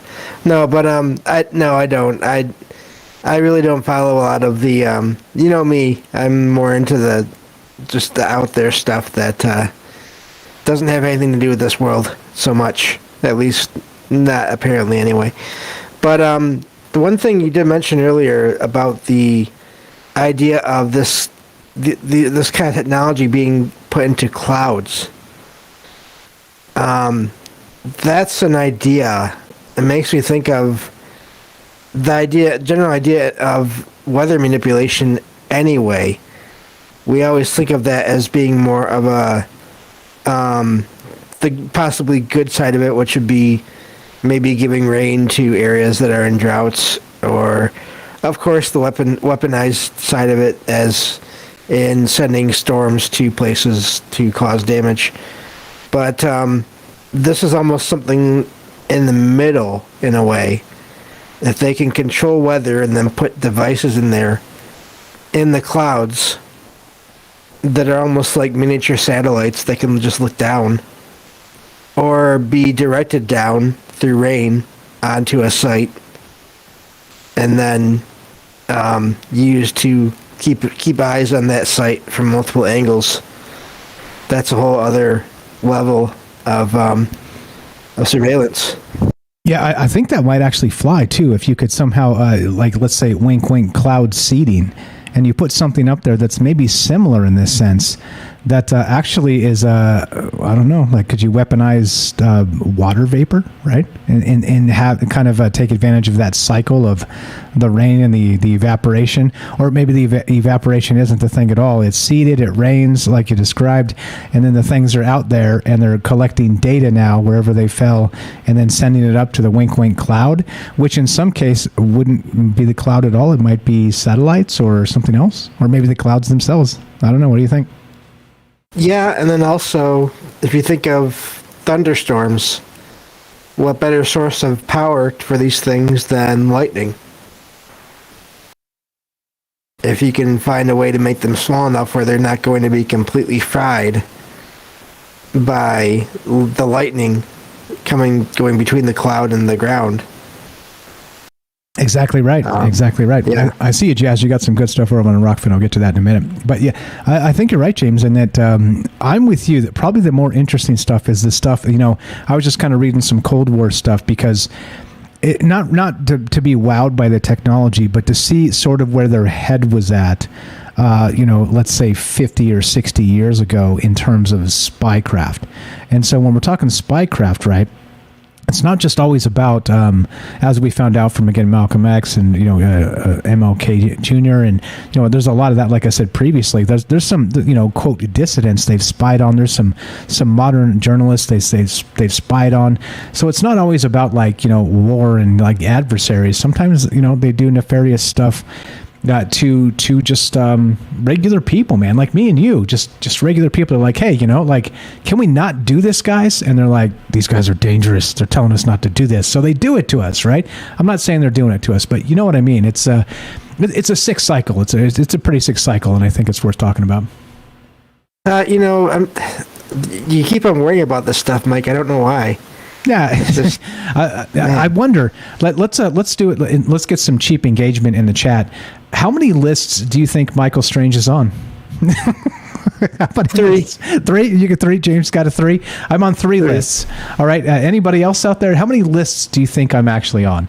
All the crazy stuff we talk about, right? I wonder. How about this? This is an interesting thought. Do you think me, or let's say anybody that contributes to the show, let's say if you call in often, do you think as a result, assuming, right, you're not doing extracurricular activities, if you know what I mean, but let's say just participating in this show, and maybe my ego's getting in the way here, but what do you think? Do you think that if you participate in this show often, do you think that you have a CIA file now? What do you think about that, James? It's possible. No, I have no idea. I don't know either. No idea. It's an interesting thing, and you know, you could FOIA that stuff. I think you can FOIA yourself, right? Freedom of Information Act, and see the file they have on you. But I think, I'm not sure. I'm going to look into this, but I think you can't. Maybe you can do it to yourself personally, but I don't think you can do it to other people until they've passed away, right? There's some sort of something like that, like private citizens for, because we're protecting them or whatever. Wink, wink. But I don't know. I don't know exactly the rules there. But just curious, how many lists do you think I'm on? And do you think it's possible that just calling into the show often, maybe you're on a list too? I don't know. Just throwing it out there. I have no idea. Just some food for thought. What else you got for us, James? Well, there's one other type of surveillance that I wonder about, is the whole idea of kind of going back to one thing that you talked about yesterday, which is the idea of holograms, and or like a holodeck kind of technology. If they can make devices that can generate images that are convincing enough, maybe even to be people. What if you get several of these things, these devices, into the general shape of a person, and then have it walk around? And so it's like that basketball thing we were talking about yesterday, right? Like the fake basketball, yeah. Like the holodeck, but kind of in the real world. Ultra lightweight, almost like robots, but humanoid shaped. But then when you go to actually touch them, there may not be much of anything there, unless you get to the very center of the thing. I like it. Why not? Hey, and then you would give them their space. You wouldn't bump into them, right? Because we're not barbarians just yet. So maybe, dude, maybe. I don't know. I think they should look into. Sorry. No, go ahead. And then they could slip into spaces in between doors, door frames, windows, when no one's looking. Yeah, for sure. I think I think the technology might exist for something like that yet. Maybe we're close to that. Maybe again, if we're close, maybe DARPA's been using this type of thing. I don't know. That's a hell of an idea, James. And there you go. There's what we're talking about. Sort of maybe the next level of what surveillance actually would be. It might be just a person in your life. What about a coworker, James? What about a coworker that is just sits over the next cubicle over type of thing? That's not a real person. I mean, how would you know, right? If you didn't touch them, and that's you can't do that, right? Yeah, and or if you want to get into mixing your conspiracy with your paranormal, maybe some of the paranormal out there is not that. Maybe it's some kind of combination of this technology that's out there that's appearing as different things in some cases, whether it's ghosts or aliens or cryptids, whatever. Yeah, maybe. And that's I like mixing our would you say our spycraft with our paranormal, or paranoia with our paranormal. that's actually a T-shirt, James. Don't mix your paranoia with your paranormal. There you go. There you go. But yeah, maybe that's maybe some of that's out there is not actually paranormal. It's actually just technology. Kind of going back to something somewhat related to last night. Maybe it's not even necessarily always our government doing that. Maybe it's other civilizations sending in their own surveillance. Yeah, it could be. It could be. And that's why we do this in this format. And thanks again for jumping in here and saving my ass night after night, James. I appreciate you very much. What else you got? You think that you think you're on a list, James? Well, I don't know if I've always been, but maybe after the last few years, a couple of years, possibly. Are you saying you're getting rambunctious in your old age? Yeah, maybe just a little bit, yeah. Damn it, James. You're the best, bro. I appreciate you very much. James here has a podcast called Salcedo Paranormal. Check it out. He does paranormal stuff 5 nights a week. He talks about not just paranormal stuff as it sounds, obviously, but he does book reviews. He's doing Stephen King. He's doing Lovecraft. He's doing all kinds of stuff. He does paranormal news and ghost stories from the web. Paranormal stories from the web. So please check it out. Links in the description down below. Give him some follows. Give him some downloads. And check it out. Join his Discord server. He records them live just like we do. It's less of a participatory exercise because he does a little bit of shorter shows, but you can pop in there and listen to his shows live while he's doing them. So check that out. He does it at 5 p.m. Pacific time, 8 p.m. Eastern, 5 days a week, Monday through Friday. And once in a while, he'll pipe in a weekend show. And James, the hardest working man in show business. I appreciate the phone call. Thanks for being here. You're welcome to stay right there, okay? Yeah, I'll keep listening. Thank you. You know the drill. Thank you. No, thank you. Thank you. Got a few minutes left. 702-957-1037. Jump in here and give us your thoughts on, let's say, the surveillance state. Real quick, let's go over to Rockfin. I want to address this real fast. Jazz is, again, found us recently and definitely is on the game with this. Says, the one that got me was the CIA using low-powered lasers to detect air vibrations on glass windows and record what was being said by people inside. We talked about that in the past as well, and that's a real thing, okay? Or he continues, and this is where things start to get good. The psychic spies. Psychic spies sounds cooler. So we'll get into some of that stuff. Maybe the remote viewers, says Cubes, and the famous Liam Martin says JFK had astral bodyguards. Is that real? I've never heard that. If you got time and you're up a little bit later, Rohan, can you call me and tell me about that? I've never heard about actual JFK having astral bodyguards. That seems pretty wild. Now, what's going on, guys? I hope you guys are doing well tonight. It is Thursday night, which is Trouble Minds Friday, which means the bad news is we're about to be done. The good news is, God willing, we got tomorrow, and of course we got a third hour coming up.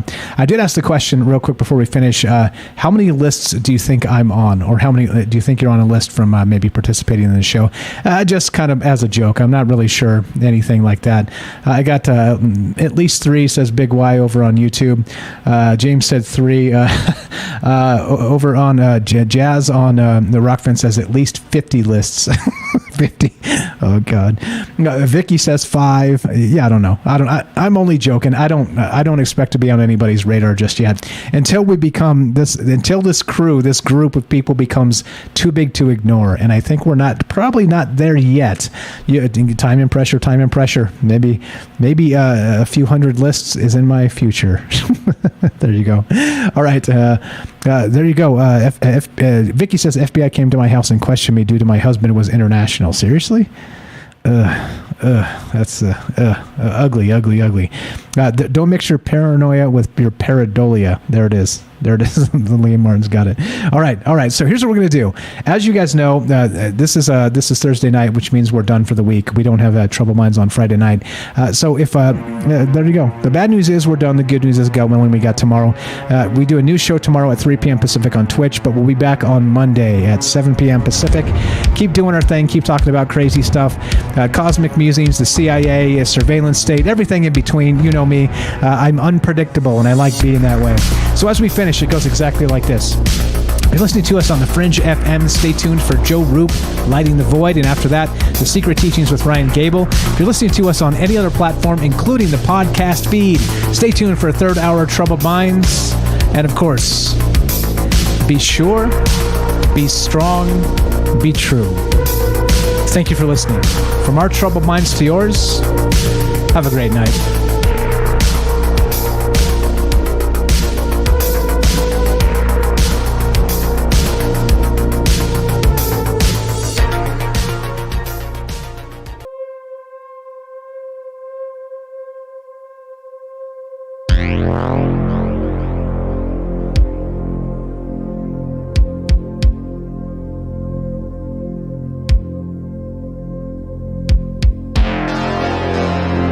what's up, guys? We're doing our thing. We're going to keep on trucking, talking about this stuff. The third hour is for you, so love to hear your thoughts on this. What do you think? What do you think about the surveillance state? What do you think about these tiny, tiny micro robots? Be careful you don't use the NANO word, because YouTube doesn't like it. They think you're talking about the pandemic, so let's not do that. Micro robots. What do you think about the micro robots? And what do you think about the future of surveillance? Is it like James described? Maybe we have these sort of hologram type, maybe tiny androids projecting a hologram, walking around already, sending data to the cloud, things like this. What do you think about psychic spies, as brought up by Jazz over there on Rockfin? What do you think about? Well, let's dip into. You want to go super woo woo? Let's go to remote viewing and the psychic spies, like he mentioned. I don't know. And of course, let's just keep making fun of ourselves. How many lists do you think you're on? 702-957-1037. That's 702-957-1037. 2-minute break. More Troubled Minds on the way. We got Matt again in Colorado, and of course James and Daryl here, looking to hear from you. Rohan, if you got that story about JFK and his actual astral bodyguards, I'd love to hear that. Don't go anywhere. More coming up when we return. Be right back.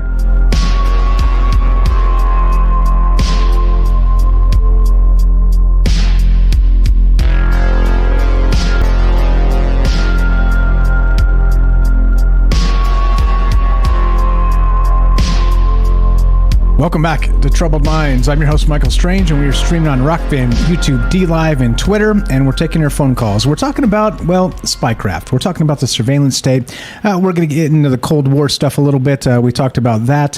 What about the idea of psychic spies? What about the idea, has anybody heard of that? I'm really intrigued. The JFK actually having astral bodyguards? That seems absolutely wild to me. Now we're talking. Now we're in business. If you can take the surveillance state to super woo-woo, leave it to my good friend, the mighty Rohan. Love to hear that story, bro. If you got it, 702-957-1037. Let's go right back to, let's go Matt in Colorado. What's up, my friend? Go right ahead. You're on Troubled Minds. Well, thanks. Good to be back. A lot of things came up from all your great callers. You know, interestingly, I had mentioned watchers when I got a little woo-woo at the end, and my last note below that we didn't get to talk about, but I had written down in my notebook, was remote viewing. And yeah, you brought that up.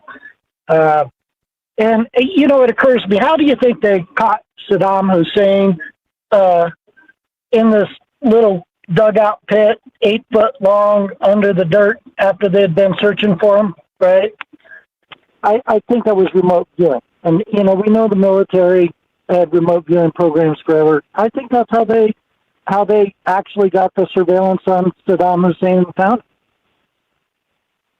Yeah, I can see something like that. I mean, like, I don't know. Like, I have a hard time with remote viewing. I know people that say they can do it. You know, people say that, you know, people say a lot of things. And so me, I'm cautiously skeptical, right?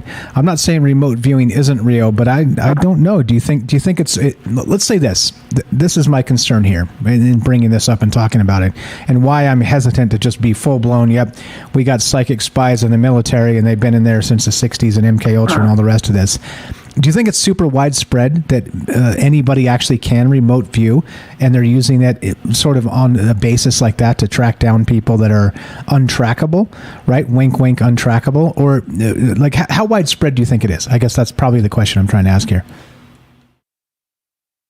Well, I think that, you know, like any, you know, psychic or paranormal abilities, we all have them. Some people, I think, probably have them more. They're more gifted. I, interestingly, was listening to a podcast today, and this lady, she had a whole tool basket of different things she did. But one of the things she mentioned was remote viewing. And she had actually been called down to a military base to work with their... Sorry, I just ate a Snickers bar, and it kind of clogs up my throat. But I'm a Pisces, and supposedly, astrologically speaking, Pisces' favorite candy is Snickers bar, and I find that to be true. Okay, all right. Hey, some things track. This lady went down to they called her down to a military base with about 15 other psychics because they were already doing remote viewing, and their theory was it works, but we think people that are you know, more gifted psychically could probably do it better. So they wanted to test that. And she was part of that program and went down to a military base for several weeks with about 15 other people. So I don't, I think anybody can probably learn it to a degree.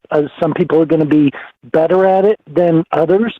I think, there's people that are, if you believe in it, clairvoyant already, and that if they're taught that protocol could probably be way better than the military people are.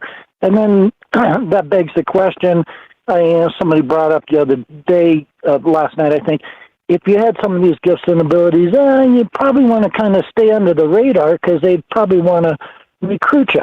And, if you had superhuman abilities and things like that. And I think that has happened, and probably some of those psychics and whatever have probably worked with the military, probably for what they thought were benevolent purposes and good reasons.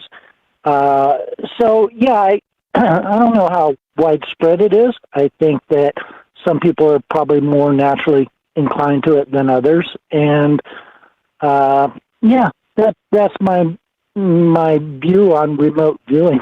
No pun intended. And then you can take that up some Uru levels and remote viewing by the astral, or if a human being can do remote viewing, what about some beings or intelligences that already have things like we know they have telepathy or mind control or whatever sort of stuff. But some other topics, you threw out the Bitcoin and the digital currency as surveillance.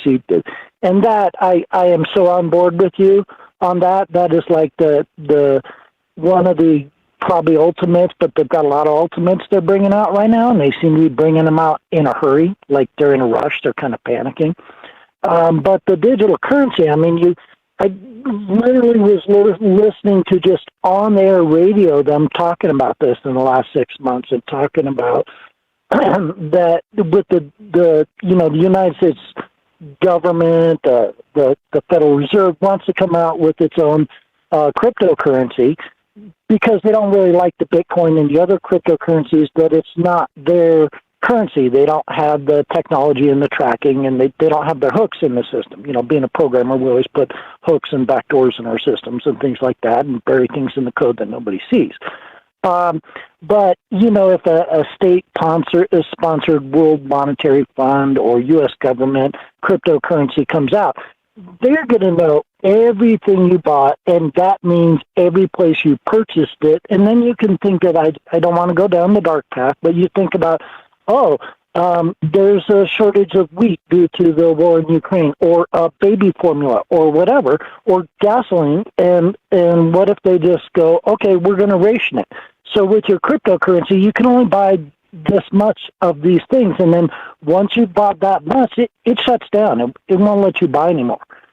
Or, of course, you're a certain persona non grata. You were up in Canada revolting against getting the vaccine mandates and all that, and they're just like, they seized those people's property, they seized their bank accounts, etc. Yes. They actually did that. They did. Well, if it was a cryptocurrency, they do it with the flip of the switch, and they're just like, your digital currency doesn't work anymore. You can't buy anything, So, I'm with you on that in terms of not only a surveillance, but a means of control. Another topic I wanted to touch on was, the tinfoil hats guys, and in terms of surveillance and seeing into people's houses you were talking about, and a lot of different, they have a lot of different microwave technology and radar technology and all these different things. And people always used to make fun of these people that were wearing the tinfoil hats, right? And maybe they were schizophrenic and whatever, and they'd have the tinfoil hats on their head because they thought people were like interfering with their brain and projecting things to them and mind control. And you know what? I'm not sure those guys were crazy, right? Yeah, right. Because what? A tinfoil hat actually works, right? It's called a Faraday cage. So there's a scientific basis. So tinfoil, and you don't want the aluminum foil, you want the actual tinfoil. It's getting harder to find, but aluminum foil actually works too. But layers of that absolutely block electromagnetic signals, and a lot of that whole range of signals that could be microwave, etc. And I at one point when I knew I was, speaking of being on list, I knew I was on list and lots of lists, and I did all kinds of stuff I wasn't so smart about. Nothing illegal, but to get myself on lists, and before I was paying attention, at one point I got concerned. Okay, a little paranoid, right? So I'm like, I'm going to build a Faraday cage so that I can talk on my cell phone and not be eavesdropped, right? So I got this cardboard box, and I did like 7 layers of aluminum foil on it, and I put all this tape on it, and I went into my closet, right, and I put it over my head, right, and then I went to make a cell phone call that, I didn't want surveilled, and guess what? What do you think happened? No cell signal? No cell signal, of course not. It's blocking all the electromagnetic signal. And you can be in the back of a Walmart store and have your cell signal not work. There's too much metal in the roof. You're too far deep in. So, maybe the guys with the tinfoil hats weren't all that crazy. Maybe with all this surveillance and technology and you talk about stuff they had 50 years ago. I mean, you could go into the psychotronic weaponry they have. I don't know if you've heard about the what do they call it, the Havana virus or the Havana flu, where the CIA agents down in Havana that were, working at the what do you call the diplomat center down there and stuff like that. And Havana syndrome. They got all sick and they Havana syndrome. Right? Yeah. Yep. We talked about that often, actually. So. Yep. Oh yeah. Okay. So so we know that there are those types of technologies and weapons and things, whether you want to call them, a lot of them are microwave based. There's different levels of the microwave frequencies and different from 3 millimeter all the way up to 10 centimeters. So you have a whole wavelength range of those, and they can be used for different purposes. And then, they can bounce stuff off the ionosphere, and they can do crowd control from a distance, and they can make people either passive or make people aggressive, but they can mess with people's brainwave frequencies and mess with people's thoughts. And, so when you get into that level of stuff, where I think the future of surveillance, you were talking about the future of surveillance and where they go, and you mentioned like quantum entanglement. Technologically speaking, I think the future of surveillance goes like to George Orwell 1984. It's the thought police. Like they literally, I think, already have the ability to get into your head, to read your thoughts, to read your mind. And it's a long story. Maybe I'll go into it some other day. Maybe I never will. But, after decades of being an avid dreamer and hundreds of recorded dreams, I had one dream experience that was bizarre. And this has given so many of them over the years. And I was absolutely convinced that what happened was like an implanted dream, like CIA guys or whoever was literally broadcasting something that was creating the dream that I had. Like they got into my head when I was asleep. Like Inception. We haven't done a dream show in quite some time, so we got a dream show coming up. I just need to find the muse to get us there. So we got a dream show coming up. We'll talk about that when we get there, okay? I appreciate you very much. Thanks for sharing that. Yeah. Yeah, it's just like Conception, and I think they already have that technology. But I think the future, generally speaking, the future in terms of surveillance and or mind control is actually getting like right inside your brain with high tech stuff. Yeah, we talked about dreamvertising and the rest of that too recently. So it's sick. It's sick the way this is headed. All right, we got calls behind you. We got to roll. You know where to find us, bro. Like I said, I'm blessed. We're blessed. You found us. I'm so glad you're calling in and contributing because you seem to know a thing or two about a thing or two. I'm gonna guess you're on 75 lists, my friend. Just throwing a number out. I appreciate the phone call. Yeah, I know, and I'm not too worried about it. Like I said, I got on those lists literally 20 years ago, and I've been on them, and I'm on multiple lists. And Stephen Greer was asked about, if he was concerned with the safety and being on lists and everything like that. And for as much as that guy exposed, it was amazing to me and everybody that he was still alive. And, one of the things he had, I think he called it a dead man fall or something like that, but he had given multiple copies of all his documents, which must have filled a room or two, and let it be known, like, if you take me out, I'm releasing all this data. And dead man switch. And the other way is to become so notorious and famous that, like, if something happens to you, people are going to go, hey, they took him out. So just become ultra famous and popular, and then you don't have to worry about how many lists you're on. There you go. Well, until you become too big, and then you're JFK'd. You're the best, bro. Thanks, Matt. Matt in Colorado, a good friend of mine, good friend of the show's. Always a pleasure. Thanks for chiming in. We'll talk to you soon. Have a fantastic night, bro. My pleasure as always. Bye. Thanks a lot. 702-957-1037. We're talking about the surveillance state. Got some good questions over on Rockfin as well. Ronald says, let's see, I don't use TikTok because, let's see, what was this? That's the funny comment by Ronald. Of course, Ronald, if you guys want to meet the Peanut Gallery, I affectionately call the Rockfin crew the Peanut Gallery because we're always making jokes over there. But let's see, something about stupid, TikTok being stupid. I'll find it in a sec. Anyway, 702-957-1037. Click the Discord link at troubleminds.org. We'll put you on the show. Talking about spycraft, talking about the surveillance state, talking about these little tiny, these little bitty, again, be careful what you say, micro robots. Don't use the N word because they'll think we're talking about the pandemic. We're not talking about that. I don't want to get taken down off YouTube. Eventually, at some point, let's say you can't say it directly because if you say it directly, I'll heavily imply it that maybe, let's say that won't be a thing because we've got another place. You guys know who I'm eyeballing you, the Peanut Gallery. I see you over there, right? If we get the audience moved to some other spot, then we don't have to worry about what we say. We just say what we say, and that's that. And we can say whatever the hell we want to say and talk about the dust and some other things, right? As it's been, like I said, and I don't believe all that stuff, by the way, just like all of it, hook, line, and sinker. I want to talk about it. I want to think about it. Just because somebody else says it's real, I don't want to buy the fact that it's real. I want to think about it and talk about it myself, amongst ourselves. You know what I mean? I'm very hesitant to just go, well, I heard this, so it must be true, right? I don't like that. Because a lot of people lie about a lot of things, and that's the truth. 702-957-1037. Let's go to Jennifer in Missouri. Thanks for being patient, my friend. You're on Troubled Minds. Go right ahead. What do you know about the CIA? Okay, so,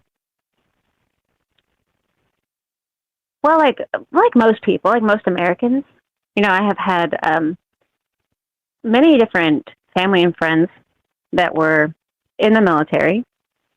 I've heard, I don't want to go into it too far at all, but I do have family that have been in the OSS, a member that was in the CIA, and in the FBI. And I've come from a military family. And so there's many people not many, but I've heard throughout my lifetime different stories about, being out of those branches, individuals who are sheep dipped out of those institutions. And the whole point from what I gather about it with spycraft and the why, because it's always about the why of why they're doing what they're doing. And the point is they don't give a shit about what you do personally or what I do personally. They don't care about that. The point is that they are undetected and that they gather the information so that the information can be transferred and like an algorithm, like a data point of how to guide the populace the way that you want them to go. And to keep them from going away that you don't want them to go without them realizing that you're doing it. So all the information that they gather, this is like a Cold War, basically. Like, upon the people. In the past, it was about the military operating, with an initiative to try to spy on another country to get an edge and to do what they're wanting to do to accomplish what they're trying to accomplish, to get the upper hand and direct things the way they want them to go. This would be the same thing with anything like, why would a person spy on anyone or track what they're doing? In cases of like remote viewing or psychic influences in the CIA, or even divination and things like that. Like, why seek out a clairvoyant, for example, or remote viewing? Why do it? Because they want an upper hand by knowing what is the target doing and why are they doing it, and how can I, by knowing this information, how can I change what they're thinking and what they're doing, or how can I do it so that they think they're doing it of their own accord and it goes the way I want it to go. And that usually was on a national, like an international scale. But now I think that we're looking at it on an international scale, but you have the Five Eye Alliance and now the 14 Eye Alliance, and this was formed, rather than just one individual nation, you have multiple nations collaborating together to spy on their own civilian populace and to share that information with each other. And then when you think about that, you have the all-seeing eye. The all-seeing eye is the natural observer in everything that's existing. So I am a spy and you are a spy, all to the Creator that's got all of its feelers out and everything that exists. And it's tracking every little ripple of any kind, everything, every absolute thing, all through the eye and through the feelers and through the senses, all the senses. Now, that's the type of, it's like to keep kind of what's the temperament, what's the tempo, and to have an idea of what's going on with its creation, technically. I mean, pretty much. And in this regard, where you have another influence, like the D-wave quantum computing and all of that, where we're exchanging, I just kind of put that in there, but where you're getting information from another dimension with that Geordie Rose and all that talk and everything. But they're in CERN, where we're spying into the quantum level and trying to get an understanding of what's going on there and communicate with it. Worshipping at the altars of ancient gods. So they say. There might be, like, maybe there's an exchange program of some kind that's occurring to where in exchange for certain information about the nature of this or that, we're giving, we're giving information back about the population to some group or some entity of some kind. Hey, wait. I'm so sorry. Hey, I feel you. I got a bad one too. Yeah, so she's going kind of crazy over here. But you have, I think there could possibly be some kind of exchange program where they need artificial eyes to imitate the all-seeing eye. They are not in the creation. If it's an unnatural thing that wants the same godlike control of the entire environment, they have to imitate the all-seeing eye, therefore putting eyes where they aren't, because they have not much control initially over the natural creation. So they put these superficial, to try to apply it this way with all the, well, it's like an artificial all-seeing eye. And they're trying to imitate the eye of the initial creator that has its own natural feelers and everything. They're aware of this, and there's an occult thing behind every alphabet soup group out there. They're all very deeply steeped in the occult. And so I would think that that's kind of what we're looking at. That there's like a war. I mean, you talk about the point of getting a hold of the mind is to get a hold of the soul and to get a hold of the entire creation. But in this case, just one individual. Like, why would gang stalking exist for one individual? Why would it happen? It's just one little individual. Because even just one individual can throw off the entire course of what was the desired outcome was. So they're wanting to have complete observation of everything because they're wanting to direct. There's something wanting to direct the outcome and to make it go the way that it's wanting it to go and not the way that it's going of its own accord or by the fates of some other design. They want to create the design a different way, and they're using, and just as it seems that we're being spied on by the natural watch, there's another watch that's an artificial watch that is not natural to this environment and is trying to place itself in that same position. I get what you're saying. I think. Yeah. And so there are different levels here. So different levels of surveillance. And again, but it always goes back to, like we talk about this often on this show, it goes back to control. It's always that full spectrum of control. And like Daryl was saying too, that the full spectrum of that control would be control of consciousness, because the second you actually are able to lasso that, theoretically speaking, hypothetically speaking, it's a wrap. Because if we don't know what it is, and as people we talk about this often, it's hard. It's hard to be a good person. It's hard to, sort of not make mistakes easily. It's hard. Like we learn these things over time, and hopefully become better people. But it's not easy. Many people just can't do it, or don't have it in them to do it, or are predisposed or broken for so many other different reasons that, it's hard. Being a person's hard.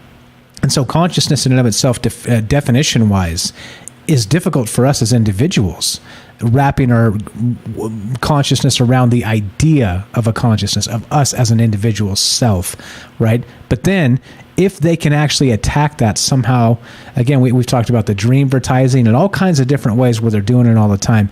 Also, what's super messed up, Jennifer, by the way? I got this background, and I picked this one intentionally because if you look at the bubbles on the screen, and I know you probably saw it earlier, but you're not watching right now. If you saw it, there's an eyeball in there. And you know what this is? It's like a bunch of little balls floating around in the background. And I got a point here. Hang tight. There's an eyeball in there. There's one eyeball in like all these little like sort of play, colorful children like, right? You see it. You know what this is? This background is? I shit you not. This is a lullaby, 2-hour baby bedtime music from Fisher Price. And there's a fucking eyeball in there. like what in the world, right? I'll make it full screen and show you guys in a sec. But I mean, I think you're right. It's almost like not just conditioning. It's I think it's beyond that. Yeah. I don't know. It's sick. They want us used to the prying eyes, don't they? I think that's for sure. They want to see naturally how you're acting, and because they want to see you acting naturally. It doesn't want to be detected. It wants to see you acting how you act, good or bad, regardless. Either one of these eyes, because you have the all-seeing eye, not eyes which is really weird. But because as if one has been sacrificed and given up. But regardless, they want to see how you're acting normally. And if they have done a good job in their spycraft, you'll act naturally the way that they want you to. And so that's like mission accomplished, basically. Like, they want to direct you to where you don't perceive you've been directed in that direction, and you're doing exactly what they want you to do, that's going to reach their objective, what their ultimate goal actually is, without you knowing it. So they want to sway you in this very gentle way, and to where you don't know that you've been swayed, and then you're acting naturally just like they wanted you to, and it's going just the way that they would hope. And that's because if you're doing it in the past, it's been, I think it's a very interesting topic. It's we are being watched all the time by everything around us. There's a natural, I'm watching you and you're watching everyone else, and we're all watching each other. That information is going somewhere on another level entirely. Something is wanting to tap into that and to get the perspective of, what do they think about this? What are they feeling about this? What are they going to do about that? Not because they care on any level, except that, is it the way that I want it to go? And they're going to try to direct it the way that they want it to go. That's the point. They could put anything up there, anything for you to watch. But they want to see why you're doing it and how to make you the way they want you to be, that's going to fit the desired outcome. But they want to watch you in your natural element without knowing that they're watching you. Yeah. Forgetting that they're watching you. Right, exactly. And then slowly, slightly, minute thing by minute thing, influencing that for you to be you that's not you, right? It's all control, and that's the craziest part about all this. It's just like, what in the world, right? Like, this goes levels deep. And again, like back to what Night Stalker said, what level you want to get off on the elevator of like surveillance? Because we could go to the Watchers and all kinds of other stuff. It's let's say it's alarming. It's alarming how much control they kind of want. And over on Rockfin, real quick, full spectrum dominance is what the term that they put over there. And yeah. Yeah, military personnel carry out action based on intelligence that's gathered through spycraft in order to direct the outcome of the objective into a favorable position for the said mission. You see? Yeah. Oh, yeah. So it's all tied together. It sure seems to be. But anyway. You're the best. I appreciate it. It's a great topic. Thank you. Great insight as always. Great insight as always. Thank you for listening. Thanks for calling. Jennifer here has a YouTube channel. Please give her a follow. Thank you. Appreciate it. Scroll down, links in the description. It says follow Jennifer here. Click the follow. Go to her YouTube channel. Click the follow. Good friend of mine, good friend of the show's always a brilliant take. And go see. She's got some new content coming up. And like I said, Jennifer, let me know. I'll be on your channel when you need me to. You help me out so much. I feel like I gotta reciprocate. So thank you for that.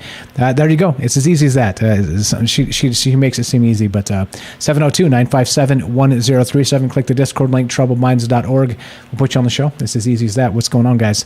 Hope everybody's well tonight. We're talking about the CIA. Now, what about this Fisher-Price thing, right? Did you guys see this? Let's do this again. Let's make this the thing for just a second here. I got my black hole thing, but look at this. I'm going to leave this up there, and I'll talk about this a sec. This is literally, I'm not going to play the music because it might be copyright music, but this is like a 2-hour lullaby baby bedtime music from Fisher-Price is this background that I grabbed. It's on YouTube. I put the link in the chat. Now, notice there's a fucking eyeball in there, right? All the rest are like these weird, like whimsically colored little balls bouncing around, and it's like baby baubles or whatever. But Is this like indoctrination, right? Is this like, well, there's always going to be an eye on you, so we'll just start when you're like 3 months old. we'll just play this YouTube video as your lullaby goes to sleep, and you've got your iPad right there with an eye shot, and well, it's also an eye shot of you because it's watching you.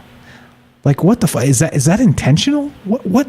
Actually, I'm gonna check. Is this the actual like official Fisher-Price site? It's not. It says 2010 CSMC, but 99.3 thousand subscribers, and this video has 29.9 million views, nearly 30 million views. This video that's playing right now with this fucking eyeball dancing around this Fisher-Price lullaby. Oh God. Right? Here we are. I don't know. What's up, guys? Let's go back to Daryl's been quiet the longest, and sorry. Let's not do that. Let's go to we'll get you guys in a sec. Daryl and James, I appreciate you. Thanks for being patient. Let's go to APOC. I didn't realize APOC was there. APOC, you're on Troubled Minds. Test 1 2. APOC in some Midwestern state, probably not Montana. Go right ahead. How are you? Hey, how are you? I'm doing good. It's Oklahoma, of course. I'm just kidding. We're all being watched tonight, so yeah. Hey, we're being watched. Go right ahead. So this is kind of personal for me, actually, and I want to talk about one thing and then sort of flip the coin over a little bit, because when you're in personal relationships where there are narcissistic tendencies and games being played and manipulation and all that, you're basically always being watched, regardless of whether they've set something up or whatever. They're setting you up to use anything against you for any reason, just to make your life a living hell. So when you think about why people want to control and limit and surveil, and by the way, it's subliminal surveillance, your background. I noticed the eye right away, and it's weird that it's a kid's thing, but it's called subliminal surveillance. And I had a friend who wrote a book on it, and there are all kinds of weird, like, subliminal things that you can add to, like, the side of your house or something that's gonna look like people are being watched. But if you consider that, we all have cameras on everything now, so that's also subliminal surveillance. It presents a situation where we feel like we are always being watched, because basically we are, right? So when you get down to sort of the why this happens, if you want to take the political and the 1% and the controlling mechanisms out of it, and you want to just look at our society, our culture, and how we've developed our culture, why not look at this thing that maybe we've been influenced to do by the other part I said I didn't want to mention, but we've gone along with it. And part of that is judgments, limitations, lack of freedom, wanting to be more powerful than somebody else, wanting to control somebody or something. These I don't believe are natural things for us, other than in a tribal setting, and it's simple, right? You don't have to have all these manipulations. But why do we feel like we have to restrict somebody's potential, period, whether it's through judgment, whether it's through all these things that it can be? Why do we feel personally that we need to limit anybody, besides taking care of ourselves? why do we do that? I want to flip it. I want to flip it around. I submit to answer my questions. Sort of. I submit that we have compulsions.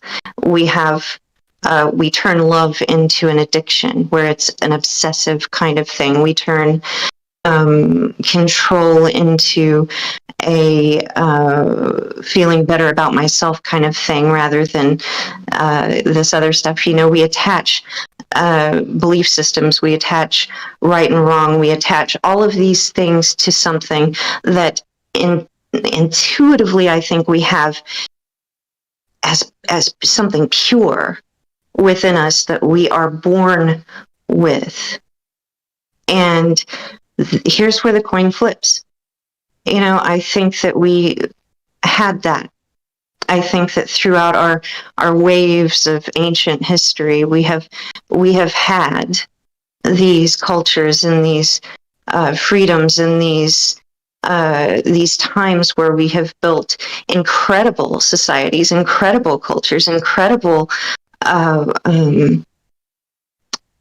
potentials that we were actually able to see the results of, that are so far outside of this physical, menial, control, manipulative BS. Are we in the third hour? Yeah, go right ahead. Bullshit. Let it rip. Bullshit. Let it rip. It's bullshit. Definitely. So, it's like, we're in the position that we're in right now culturally. We're like this little baby. We're this little tiny thing that we have not gained our own freedom. We have not empowered ourselves. We have not, but we've been there, guys. I believe we have been there. And I think many of us can see it. I think many of us feel who we are and that freedom that comes with who we're born to be. I think we feel that, and so it's this torture almost. It's like this freaking gaslighting society is there to tell you, no, this is not the truth of you. No, this is not that. This is not the other. And we're going to tell you what to think. But you know what? I don't go there. I have had to literally, in many times in my life, suppress everything I did externally, everything I said externally, everything that I knew other people were going to use against me, and I still do that. I haven't changed myself internally, but the very sad part about it is we can't be who we are. And it's disturbing. This is something that has always gotten to me on such a deep level that it brings about a deep sadness. Yeah, to see it. Yeah, and that's the conspiracy, right? I think like Jennifer says this a lot too. And I feel exactly what you're saying. It's sort of the conspiracy of the self. It's like that's what they're most afraid of. And I say this too in those terms of, like if we're allowed to congregate freely without, just grotesque judgments and like you're saying, all the rest of this, how it kind of just fits into inside of a thing, a bubble or whatever you want to call it. Like if you kind of pop the bubble and just let us be without those types of constraints, it is the fear. It is the fear of the control mechanisms, because that means we can wander outside of it. That means we can wander together outside of it personally as a small group and not really be, let's say, infected by whatever they're trying to infect us with. And again, I think that's what makes Troubled Minds, again, in this whole community. You of course, I respect your views and your ideas, and you as a person a great deal, because look, we get together and talk. And like I said, you and me, we're very different, and we're also very much the same. And that's exactly why they don't want us talking to each other, because they'll see, they feel it, they know The control mechanisms know that if we talk and we have some time and we spend moments together without those control mechanisms, we will see we have way more in common, and I say this a lot, and it's true, than they want us to believe. And that's why it's all division, all hate, all the time. We're different, guys, and it's good. For fuck's sakes, it's good. It's good that we're different. Again, back to the CRISPR babies Daryl said a couple days ago, we were talking about this. She's like, how stupid would it be when everybody had the same genetic baby because they bought it at like the Walmart like Black Friday sale? You know what I'm saying? That's exactly the point. We're different, and different is good. Stop hating different. Stop. You guys are here listening to this, so I for the most part, I believe that you guys already know this. But I'm just saying, like, stop allowing people to control your thought process in that and say, oh, you're different than me, that's bad. No, fuck you, that's good. Like, you know how you learn? Talking to people that are different than you. That's the best way, in my opinion, to learn. Exactly. And here we are doing it. We are doing it, yeah. Yeah. Sorry, go ahead. A little diatribe there, a little rant. Sorry. No, it's a good thing. Good thing. I needed to breathe. Okay, good. Breathe away. Yeah, and I think you're spot on. Back to that thing too, real quick. You said, what was that term you used? That the eyeball in this Fisher-Price baby lullaby video. It's a what type of surveillance?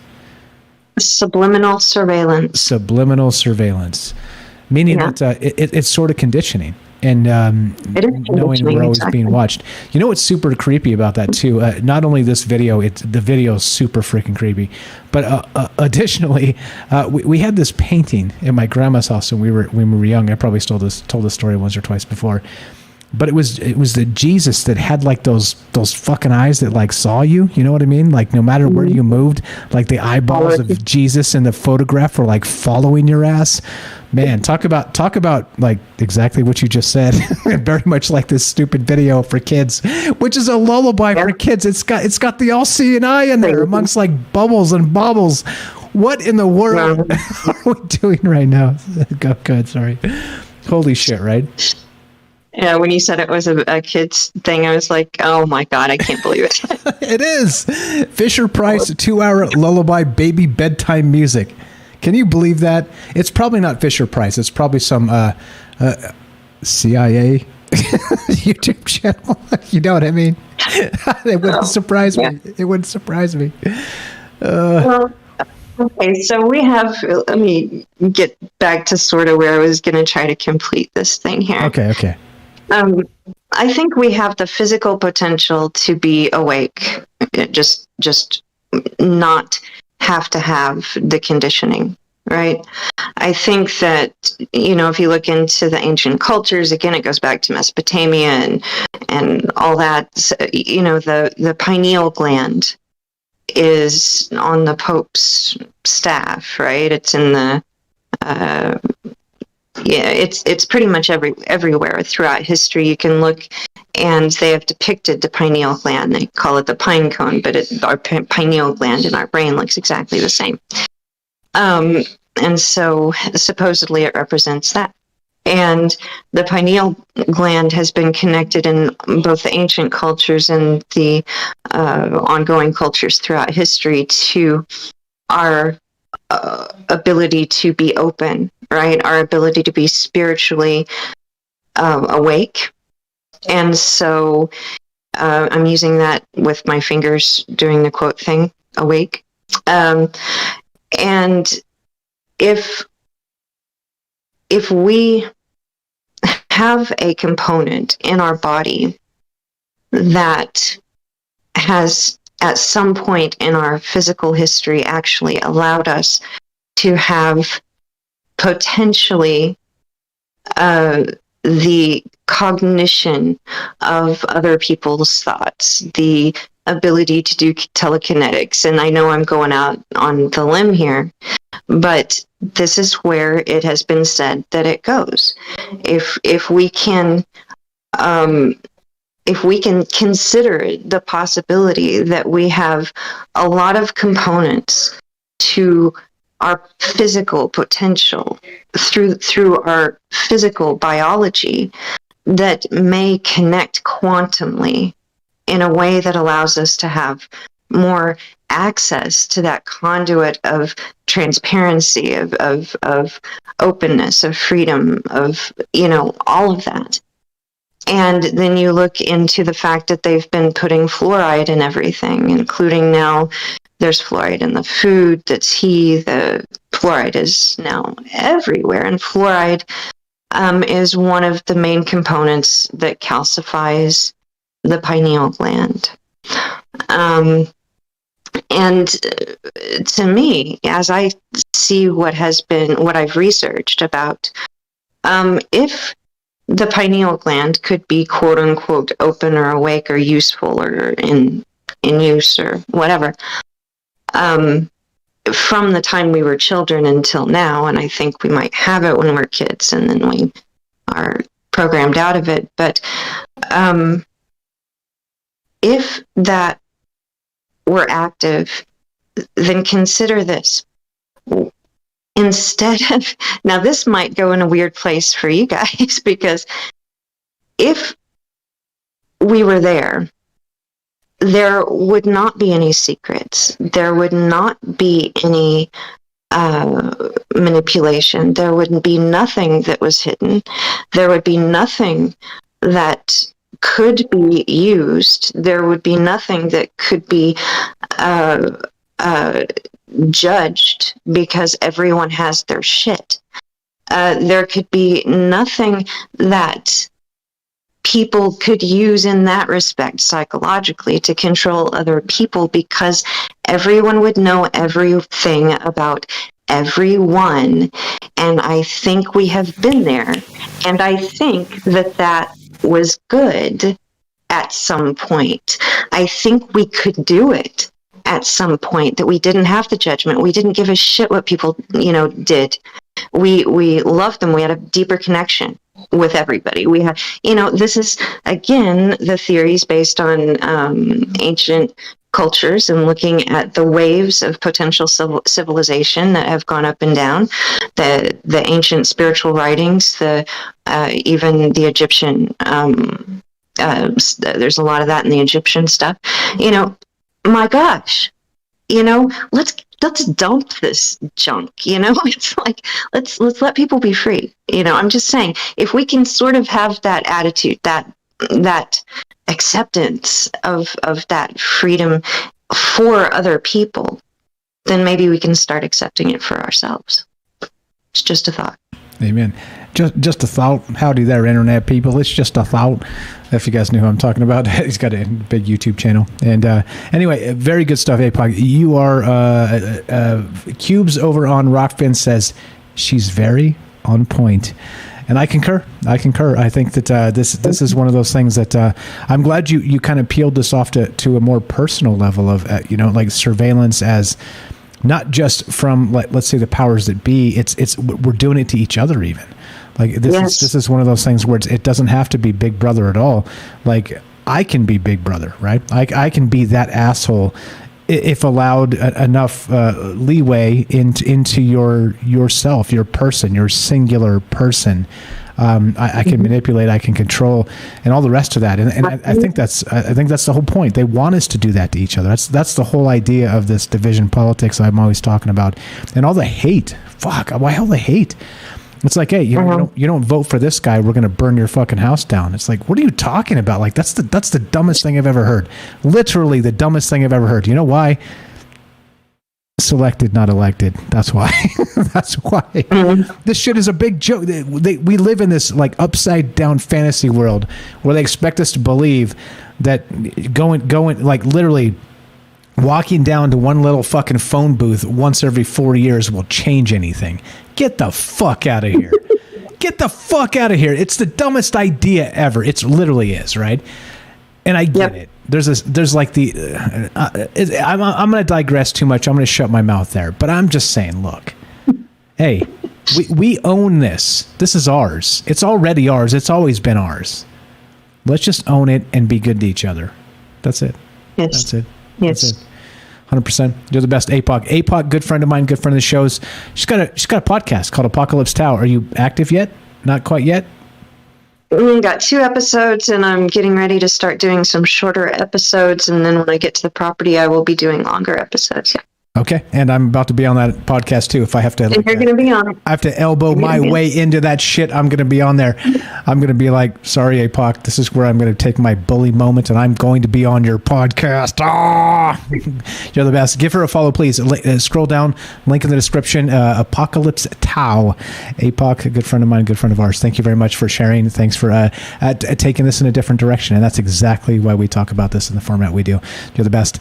Let's go to James. I think Daryl's been quite the longest. Let's go to Daryl real quick, then James real quick. We got Jennifer jumping back in for one final comment. Daryl, go ahead. Minds? Yeah. Oh, yeah, him too.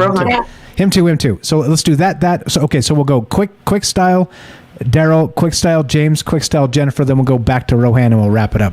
Daryl in New York, what you got? I just was saying, there's either the voyeurs or the exhibitionists. And why do we have so many voyeurs, you know? I think there must be something innate about this control thing and being a voyeur and watching everybody. I was going to say that, and I was also going to say Rohan has something to say about remote viewing. So he knows how to do it. It's not that hard. You don't have to be psychic. Rohan, I hope he can mention whatever he's mentioned to me before, because it's very interesting. Perfect. And that's it. That's all. You're the best. Daryl, give her a follow. The YouTube channel, link in the description. Look, scroll down, make it easy. Follow Daryl, follow APOC, follow Jennifer, follow James. They're all links in the description. Please follow all these people. And I mean it. Look, they literally are like a huge percentage of troubled minds, right? They inspire the shows. They chip into the shows. They turn shows on their head and take them to places I'd never conceived myself. Look, this is not just me. Okay, this is us, and I mean it. Please scroll down and follow all those people in the links. It would mean a lot to me. Please. James, welcome to Troubled Minds. What's up, brother? Anything on any of all that shit? Because it's been a little bit, been a minute. Yeah, you know what this is, excuse me, making me think of is going a little more sci-fi with everything. The Borg from Star Trek. If you see them, 9 times out of 10, they have one eye that is covered with some kind of device, and then the other eye is not. And, excuse me, this is just making me think of how connected they are, and then how they are really, literally watching each other and themselves, because they are all connected to this hive mind. So technically, they could be watching their surroundings, their physical surroundings. They could be watching other locations through these other devices. And then they could be watching each other. And just all these variations of all those things. And that's just... of course, when they came out, the technology was a lot more, I would say it was a lot more, it covered a lot more of the body. But if you take that technology to, let's say, more current stuff, or even more classified stuff, more classified tech, you wouldn't even need all that stuff covering the person. No, of course not. And you're blowing my brain. I when you said it, I was about to cut you off and say it, but I wanted you to say it. Listen, this is also the thing about the Borg, which is interesting as hell. So you super smartly said they've got one eye, one organic eye showing, and they've got one eye that's covered by some sort of machinery, all right? You know what's also interesting about the Borg and the hive mind in Star Trek is they ignore you until you become a threat. Yes. They ignore you until you become a threat, and then the entire hive descends upon you. Holy shit, James. Holy shit, James. Yeah. Hey, nice observation, my friend. Very nice. Very nice. There you go. Look, this is why we do it. We can't think of all the amazing things personally in a moment, right? But you give us a few moments together and you see what happens. Shit gets real. James, you're the best. What else you got? That was it. just this whole conversation has just led me to thinking of the Borg. Amen. Amen to that. Give James a follow. Salcedo Paranormal. Follow James here. Link in the description. So we got Rohan on deck, and also let's go to Jennifer with another thought. Jennifer, Missouri, go right ahead, and then Rohan after you. How are you? Good. Really fast. Listening to APOC and everything. It's very inspiring. Like, okay, looking at this perspective of that we're being watched, that we know that we're being watched, that kind of perspective that everything's being noted. One important thing that I think is helpful, and I just wanted to mention this, was that the hardest part is not the doing the right thing. That's not doing the right thing is not the hardest part, but realizing that you need to. This takes an observer perspective. Watching yourself from one of the first things I think that really helps a lot is to project yourself kind of up in the corner of the room and making it possibly a practice even, of seeing what you do, hearing the kind of thoughts that are going through your head, seeing yourself from outside of yourself without any judgment, but seeing what you're doing and without judgment, observing all the things that you're doing in your life from the outside as an observer of your own life, not the lives of other people, just yourself. And the ego will it sets off reactions of what we want. You'll notice the interaction going on with the outside of it, with the gaslighting and that sort of thing. If you can see when you're when you're doing things a certain way, but observing what you're doing, observing yourself, and the conspiracy of the manipulation and the gaslighting, we don't need it. We don't need that if we can pull ourselves out of it, because that's what's cutting us off from the truth. If we think that we own everything that we're doing and everything that we're saying and what we're thinking, if we think that we own that, you have to come outside of that and watch and observe the self and what it's doing. And then you can kind of start to see what you're doing, why you're doing. You'll see a pattern within yourself. And then there might be something inside of you directing you, perhaps, maybe your truer self, about what you might tweak here or there. Like you may react to situations in a way you don't really want to react that way. Observing that interaction within yourself, because there's a whole world inside of each of us, and there's many voices and many ideas going on there. And if we can see those ideas and hear those voices inside of ourselves that are ourselves, or maybe not, but observing it, taking that observational bird's eye view of ourselves and separating ourselves from it, pulling ourselves out of it, taking a bird's eye view of your life. And it's a bumpy road. And maybe not everybody wants to do that. But it's a way to get a perspective and maybe go the way you're wanting to. Amen to that. I think the bumpy road is the funnest road, if we're being real. It's got to be, right? It's got to be. Yeah. Who wants smooth sailing? The hard road. That's so boring. It may mean, it may mean losing friends. It may mean losing family or not eating for a week or whatever. But pick your truth and watch yourself. Don't watch others. But also try not to do any of those things. Try not to do any of those things. Just try not to do any of those things. But yes. Observe this, not watch yourself with judgment. Watch when you are judging yourself and why. But just maybe seeing it is enough to start moving in the direction you might want to go in, is by taking more of a rider as in like riding a horse perspective of your life.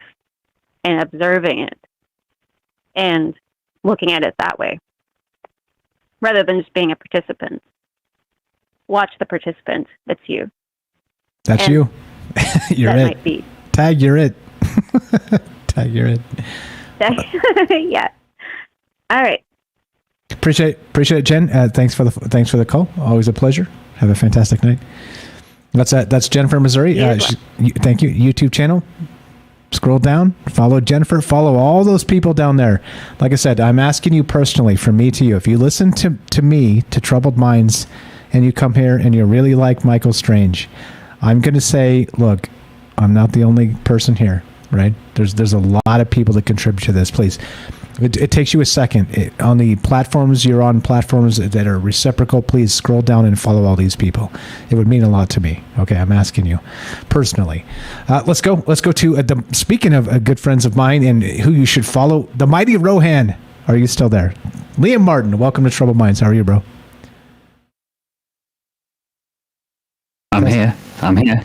Yes! You hear me? Here. I hear you clear. The mighty Rohan. The mighty Rohan. Welcome to Trouble Minds, the famous Lee Martin. What's up, bro? Hey, I told you, if we keep saying you're famous, it'll happen. What's up, bro? It's true, actually. What's going on? Right? Hey, YouTube numbers have doubled since I stopped doing them. That's weird, isn't it? Yeah, right? Since I stopped doing them. See? Imagine when you start up again. I'm telling you. This is the thing. Let's manifest our future, guys. Rohan, so okay, you were talking about, I don't want to do the thing.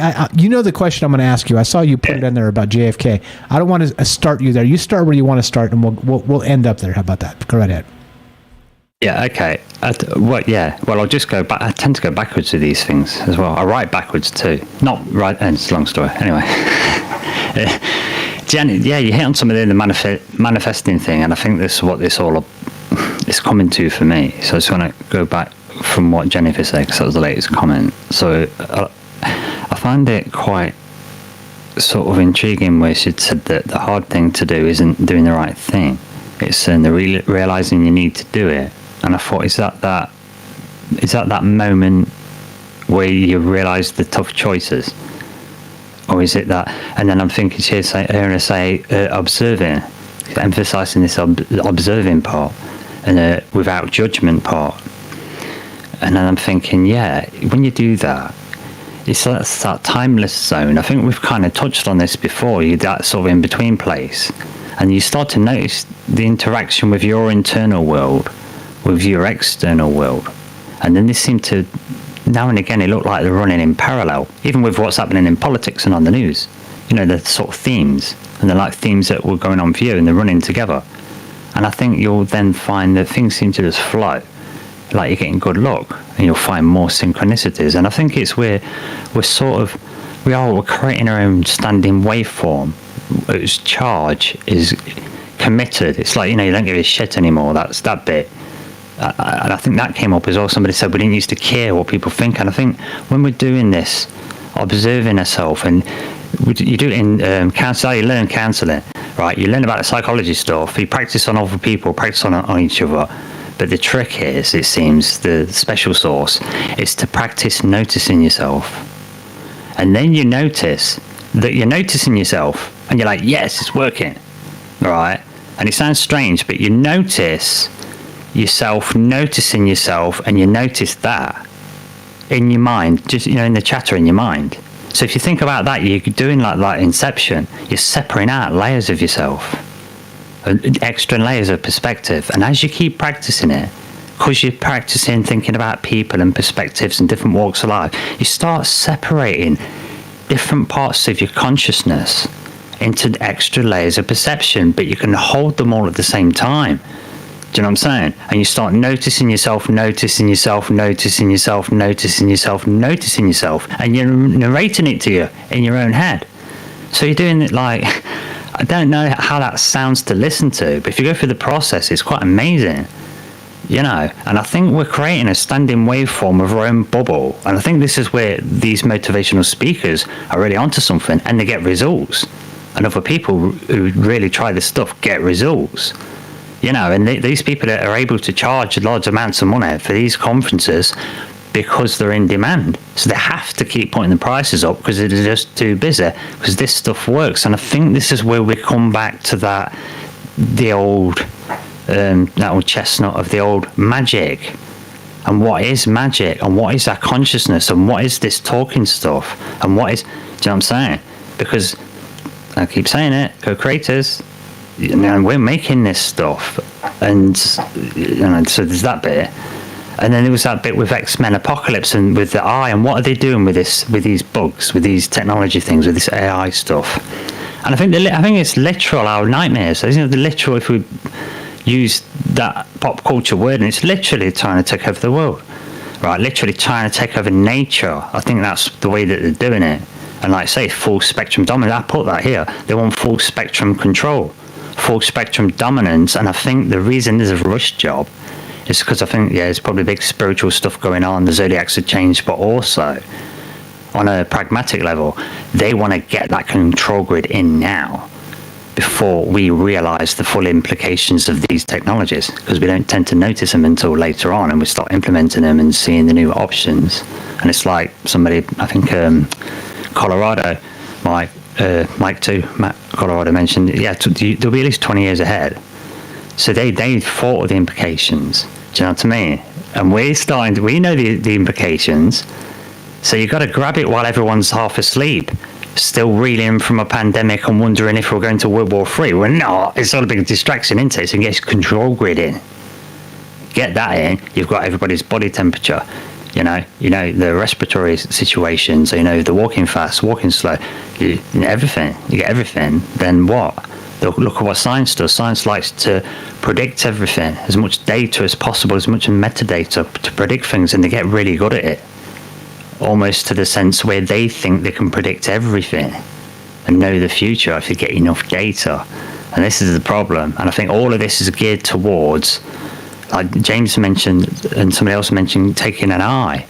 Well, you know what else is about eyes? And the all-seeing eye in the Greek mythology, that's Argos.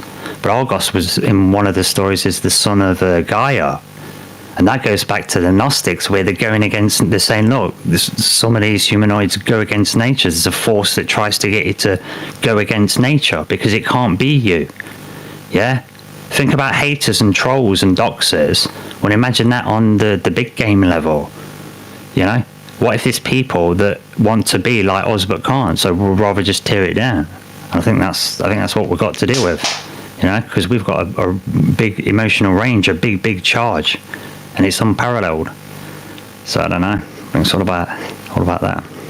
It's all about a lot of things, isn't it? And I don't know. So much you like I said, we always make the joke about Rohan. Like, so he starts talking, and by the time he's done, I'm like, I don't know which thing to go after that you just said. So the joke is he's a triple jumper. He doesn't make one jump at a time. He's a triple jumper, and I'm confused by the time he's done. I heard it all, but I'm like, okay, so yes, yeah, I follow you, I get it, but okay, all right, okay, so hold on though. Regarding the all-seeing eye, I do dig that idea. That back to what APOC was saying too, that it's a subliminal surveillance, right? It's almost like we're not even just singly watching ourselves, as again back to what Jennifer said as well.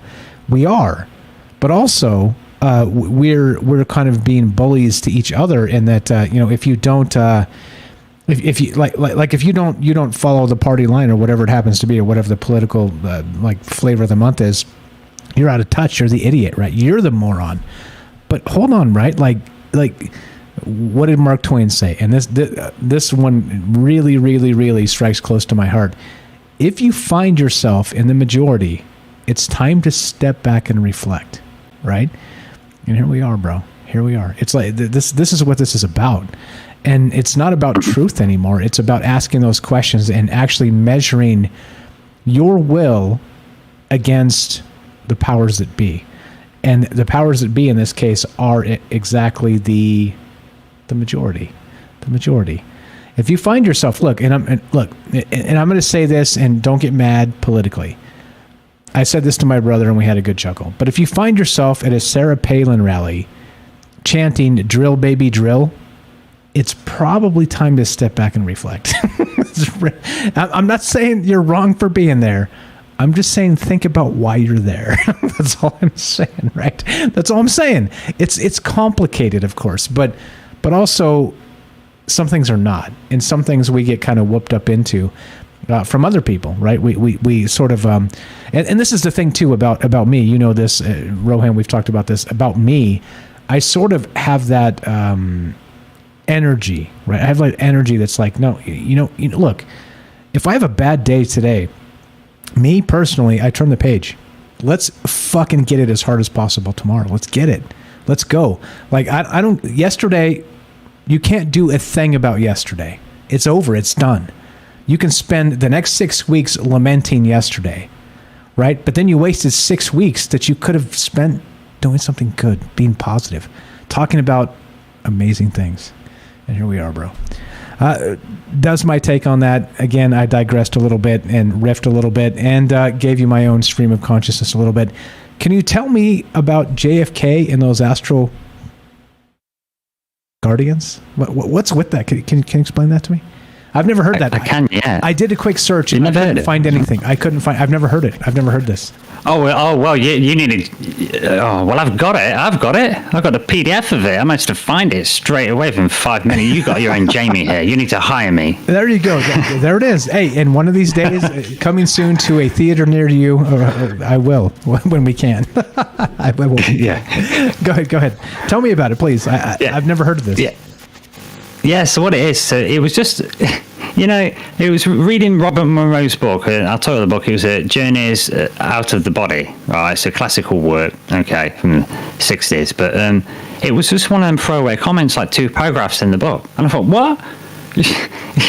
You know, you think he'd kind of elaborate, but this is guy's just like his diary, you know, what he's been accounting. So, you know, if lots of stuff's happened, you know, it's a fire and forget, as you say. So he's got these 2 paragraphs, and in his diary, he's entered this. Look, he says, right. So it's in America, so he's got the month first. So it says 7/13/61. So 13th, so what's that? July, August. Yeah, it says afternoon, night. This is in talking about his astral journeys, because he's trying to study it. You know, he's thinking, what the hell? Because no one's ever wrote about this. Okay, so it's 61, 13th. Right, it says, on a visit to Cape Cod, I arrived at Hyannis somewhat tired. I lay down, and in the afternoon for a rest. Upon relaxation, the usual uplifting out process occurred, and I found myself drifting over the back area of the house. You're just casually talking about leaving his body now, because we've got past the bit where it happens. So yeah, he's accounting for this. He says he goes over his garage, over the backyard, you know, he's having a little fly. Yes, he's a large German Shepherd, and he says, and when the German Shepherd noticed him, it started barking excitedly, and then a man came out around the edge of the house and pulled out a gun and aimed it at him, but he's in the astral form floating over. So he said he withdrew hurriedly before he realised that perhaps bullets couldn't even hurt him. He says he returns, he lays in his bed when the thought was over. He says, right, I was unable to recall any more of other than the fact that the man was tall. So that evening, he goes again, goes back to bed, the surge comes, he drifts out of his body, floating over several houses, and trying to decide what to do. And then suddenly, this tall man who was in front, who just went in his way, just appeared in front of him, just floated. This same guy he's seen shooting at him, right? And he said it stopped merely by being in the way. And he got an impression of calm strength from this man, this tall man. And he said he asked me why I wanted to see the president. And he says, I was surprised at first because I didn't have any particular desire to see Eisenhower. And that was his mind's connotation of what president meant in the astral form. Right, but he was the president. Right. He was the president. Right. No, Robert Monroe, because he was in the astral form, he thought he had a moment of forgetfulness where he thought Eisenhower was the president. Okay. But then, yeah, So, but he had no. He didn't want to see Eisenhower. He says, but I made up an idea of a plan for peace because he'd been offered a chance. He was thinking he's been offered a chance to speak to a president, so he quickly come up with an idea for peace and told the tall man all about it. And then he asked how you can be sure that you're going to be loyal to the United States. He said he replied still confused and was short. He says, I'm sure the proper information's available for me in Washington. You know, I'm sure you can find my ID, sort of thing. You know, an American. But yeah, he says after a moment, you could see that the guy was like, you know, sort of contemplating it. And he says, look, you know, the president's not available at this time. And consented, agreed. And he said, you know, you're going to have to sort of go back. Do you know what I mean? So he was like, yeah, okay, agreeably consented and went back to his bed, you know. And then after thinking about it, when he woke up, he realised Eisenhower was not president anymore, you know. But then he suddenly had a sort of sudden deep conviction that Kennedy had psychic bodyguards, or rather mind guards. I then realised that Kennedy might be in that area for the weekend then. Because if he's been in Hyannis, I don't know where that is in America, he says, well, if it appears that Kennedy's bodyguards are coming to him, then maybe he should check to see where Kennedy is in the country right now. And he checks it, and lo and behold, yeah, he's in that area that afternoon. So it's almost as if Kennedy's traveling somewhere, doing his presidential stuff, and the bodyguards are sweeping the area, but in the astral, and they've happened to have seen him floating around. So they're approaching him going, hey, you know, this is a no-fly zone sort of thing. You know? Yeah, that's fucking nuts. Okay, so how does that play out, right? So the no-fly zone for, as What's Up the Night Stalker says, astral nights, right? Is this what's going on here? So yeah. and suddenly, look, we talked about like the ends of civilization in terms of technology last night, and what does that look like, right? And one thing I did mention was that maybe that those entities, whoever they are, that have mastered technology so much that it becomes magic, so much that it becomes an ascension sort of process, like the ancients in Stargate, something like this, right? They exist in all planes at the same time. They're there. They're omnipresent constantly. And maybe, right, maybe that's what's going on with something like that, right? Maybe, and Robert said this too on Rockfin, by the way, regarding JFK and the assassination. He thinks that's the moment where things turned for the worse. That JFK was putting us on a, let's say not the right path. I don't want to like put words into his mouth, but a more right path, and they took it. They stole it. So absolutely, there's lots of stuff. Oh, it's hard to say evidence these days, isn't it? And proof and stuff, you know. But there's a lot of stuff. Jim Mars, I'm sure you've heard of Jim Mars. He did a lot of stuff with that, and I think what it was, and that's what it was. I completely agree with that. And sorry to sort of cut you off there, because I think it's an important point to interject. For me, the assassination of John F. Kennedy was the turning point. That was the official announcement to the world. Do you know what I'm saying? That we're taking over, because we're like, you've had 20 years of the League of Nations becoming the United Nations. You've got a bit of the UFO stuff going on. You've got the B-field Brown effects, and now we've got proof of concept that we can do that stuff. Then Boom Shankar, who was it? Khrushchev. He was the premier in Russia at the time, wasn't he? And during the Cold War, there's a document. There's a memo. Kennedy got one of his guys to send a memo to the Russian premier during the Cold War to suggest going to the moon together. It takes a big reason to do that. We don't know the reason exactly, but that's during the Cold War. You don't go to your enemy in the Cold War and say, let's do a big project together and come back. And I think the idea is they expected to find things, and they come back and then announce it to humanity, suddenly ending the Cold War in a triumphant unification of the planet. You know what I'm saying? But obviously other people had their own ideas, didn't they? Do you know what I mean? And I think karmically, it's in the spiritual world stuff, that was unexpected. That one expected to happen. Do you know what I mean? And since then, we've made agreements, haven't we, with other aliens and stuff, it seems, with it's got messy. So, but I think it's going to come back on track. It's inevitable. You know, it's almost like it like reverses course again. Like I don't want to say some inflammatory stuff that like people misinterpret, but it does seem that the pendulum swings and it kind of comes back to center. It always comes back to center because it can't do anything else, right? It can't. It has to. It has to. And so what that means, I'm not talking about politics. I'm talking about life. I'm talking about the universe. I'm talking about all of these cosmic forces. I think there is. I think there's a pendulum swinging. And anyway, go ahead. Yeah, you're absolutely right. It's a physics thing. We're talking, everything likes to rest at its least energetic state, right? So if you're resisting something, if you're pushing something down, inevitably you're creating that resistance force, aren't you? Yeah, balance. That's the key. That's when you're resting. If you get a bowl and put a marble on the edge and let go, gravity's going to pull it down. It's going to roll around that bowl until it finds a place it can be settled and balanced and okay and chill. You know what I'm saying? So if whenever somebody's pushing something down, it's automatically by definition creating an opposing force. So eventually it's got to collapse. It's like, how long can you hold a tennis ball under the water that wants to float to the top?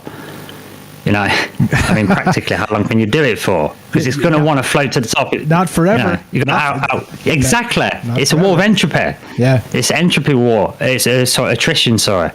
It's an attrition war, and all it does is cause entropy, and then eventually it has to explode into a massive amount of novelty, so you get a quote-unquote golden age, or apply it to a planet. If you freeze the entire planet, that's pretty bad news. It will get a runaway freeze effect because you'll get more and more reflection from the ice. Okay, so that's it, done. Everything's wiped out, almost. But all the marine life will be like, great, it's all ours. And after millions and millions of years, all the volcanoes will build up, and you'll get the biggest ever, bad hair day for hundreds of thousands of years. But then all of the volcanoes will melt the ice out again. Do you know what I'm saying? It's just can't go one way or the other. You have to balance, don't you?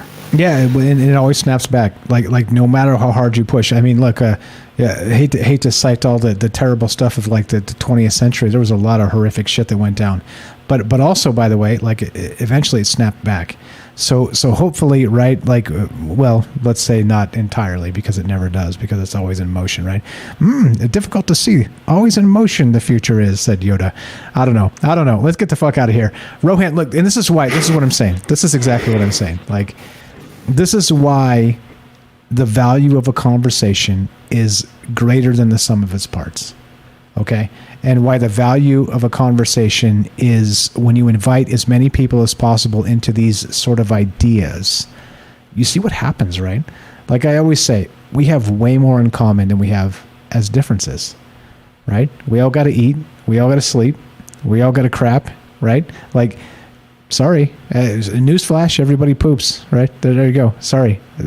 Like we have so much in common that we never focus on as the human condition, that we find ways to kind of reject those basic premise of just being the same.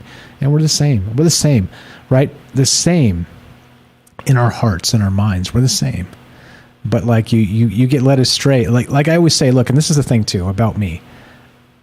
Don't ever take anything I say as any sort of fact. I'm not the arbiter of that truth, right? You are the arbiter of your truth, and be very careful of people bearing answers. That's what I have to say about that. Let's get the fuck out. Please give Rohan, you're the best. As always, look, and I tell everybody they're the best because I mean it. Listen to all this. How could you even like quantify anybody else here as not being the best? This is the best. Is this not the best? Rohan, you're the best. The Mighty Rohan has an actual podcast. It's called the Exiled Minds Podcast, and I'm going to elbow my way onto that hook or crook, and I'm going to be on your podcast one of these days, my friend, when he gets active again. We're going to do that. And please give him a follow. Links in the description down below, and you can find it says follow Rohan here. And it's easy. Oh, like that, is it? What about next week? What about next Friday? We'll sort something. We'll do it. Right. Are you scared? Are you scared? Yeah, I'm totally fucking scared, but I'll be there. You know why? Because I was scared to start this MFer, this trouble. I was scared to start Troubled Minds. Hey, I overcame it. Here we are. So of course I'm scared to be on your thing, but we're going to do it anyway. You know why? Because you have to overcome that shit. Let's do it. All right. Let's roll it. Please give Rohan a follow. Anybody else got something to chip in here? I know we got lots of folks just chilling and kicking it and listening and being a great part of this. Anybody else? Daryl, James, or APOC has something to chip in before we finish up? It is Trouble Minds Friday, so I don't mind going a little bit long, just not till midnight tomorrow. It's fine. I actually quickly just wanted to make a comment on Rohan's perspective thing. Jennifer had brought up the third person. That's a very important thing that that I think does prevent people from really realizing what they're doing if they're not doing that. But before Rohan got on, I was kind of wanting to say something, and he just said it. It's like it's Weird. great because it's not like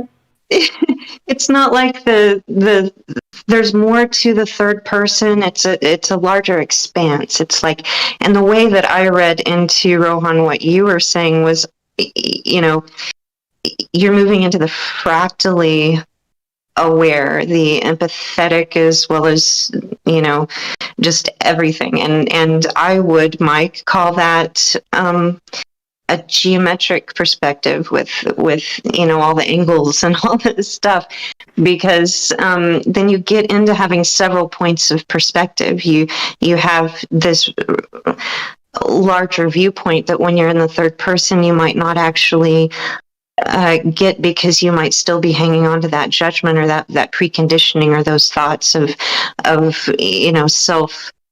self judgment or control, as opposed to being aware, right? And I do want to, I'm almost done, I just want to quickly mention Krishnamurti's name, because Krishnamurti is so cool. If anybody hasn't looked him up, he's awesome.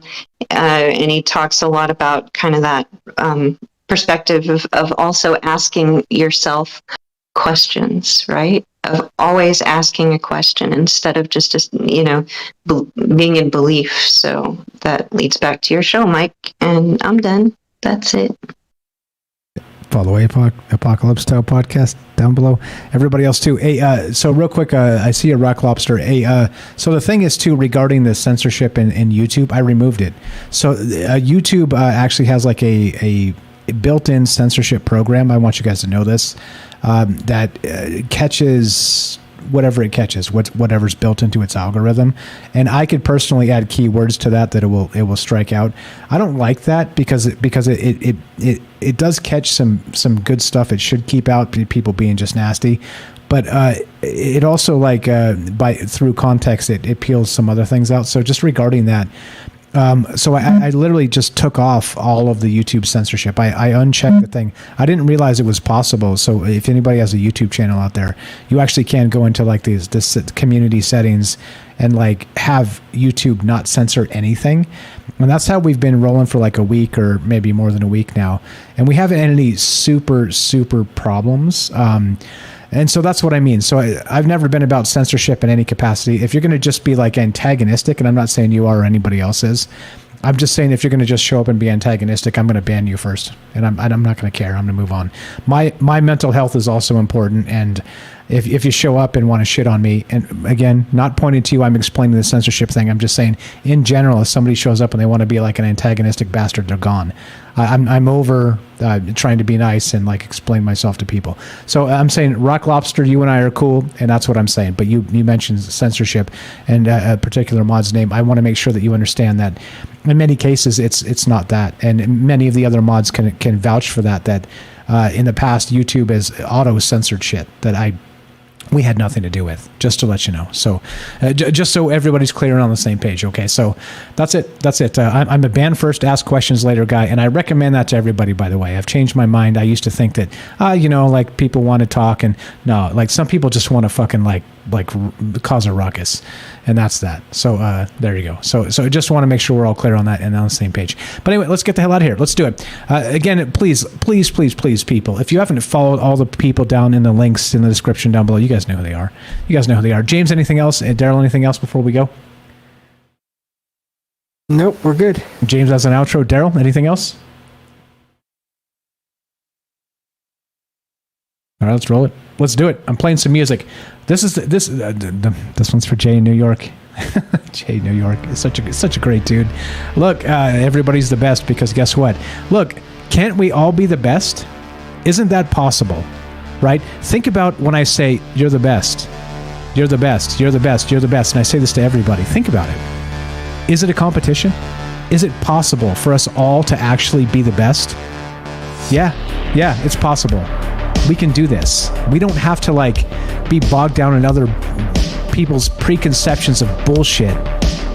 Just be the best you can be, and then you're the best. You see? It's a simple thing. Sometimes things are simple, sometimes things are hard. Steph, do your best, be your best, and you are the best. There you go. Let's do it. Ladies and gentlemen, boys and girls, cryptids, reptilians, transhumanists, let's say remote viewers, I present to you James Salcedo of Salcedo Paranormal. Security without liberty is called prison.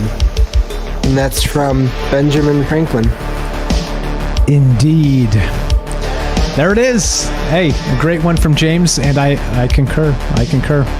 It's let's not imprison ourselves. Let's not use the all-seeing eye against each other. Let's avoid that. Let's be the best we can be for ourselves and by ourselves, and also as a result make each other better for it. Support each other. Don't shit on each other. It's not a competition. It's not look, we can all be good together. We can all succeed together. This is not a competition. You get it? I mean that. I got a track record. Go back and listen. This is the shit I've been saying all the time. Look, please follow everybody. Links in the description below. I don't know where Night Stalker's been, bro. Hey, you been busy at the store? We ain't had a Night Stalker call. Hate to call you out. Give him a follow too. Everybody, links in the damn descriptions down below. Alright, I've got an idea what might have happened to Derek. What happened? Amazon finally came through, and Derek now has his replacement body. He ordered a replacement, and it's doing his work for him, and he's sleeping. Okay, that's cool. Yeah. Or doing something else. Fair enough. All right, guys, if you want to join us these conversations go 24 hours a day sometimes. If you want to come say hi, troubledminds.org, click the Discord link. Come say hi. Many of these people here right now are all on Discord. Daryl, APOC, James, Rohan, myself, we're active on Discord quite often. If you haven't joined that group, I don't know what you're doing. Troubledminds.org, click the Discord link, come say hi, come meet these people. They are way more amazing actually outside of the confines of this show than they are inside, because I cut them off and there's time constraints and all the rest of that shit. So don't worry about that. Come say hi, come meet these amazing people. I vouch for all of them, and guess what? I wouldn't if they weren't, and that's that. Let's get the fuck out. Ladies and gentlemen, boys and girls, as it ends, if you want to help the show, a few ways to do this. Troubledfans.com, merch. Rockfin, you can sub up there. Twitch, you can sub up there. Patreon, you can sub up there. If you want to help the show and don't want to spend money, just listen to the podcast feed. 422 episodes, the 23rd going up tonight for tomorrow morning, and it helps the show. As we finish, it's exactly like this. Anybody want to do it? Be sure, be strong, be true. Thank you for listening. From our troubled minds to yours, have a great night. Thank you, James. Fantastic.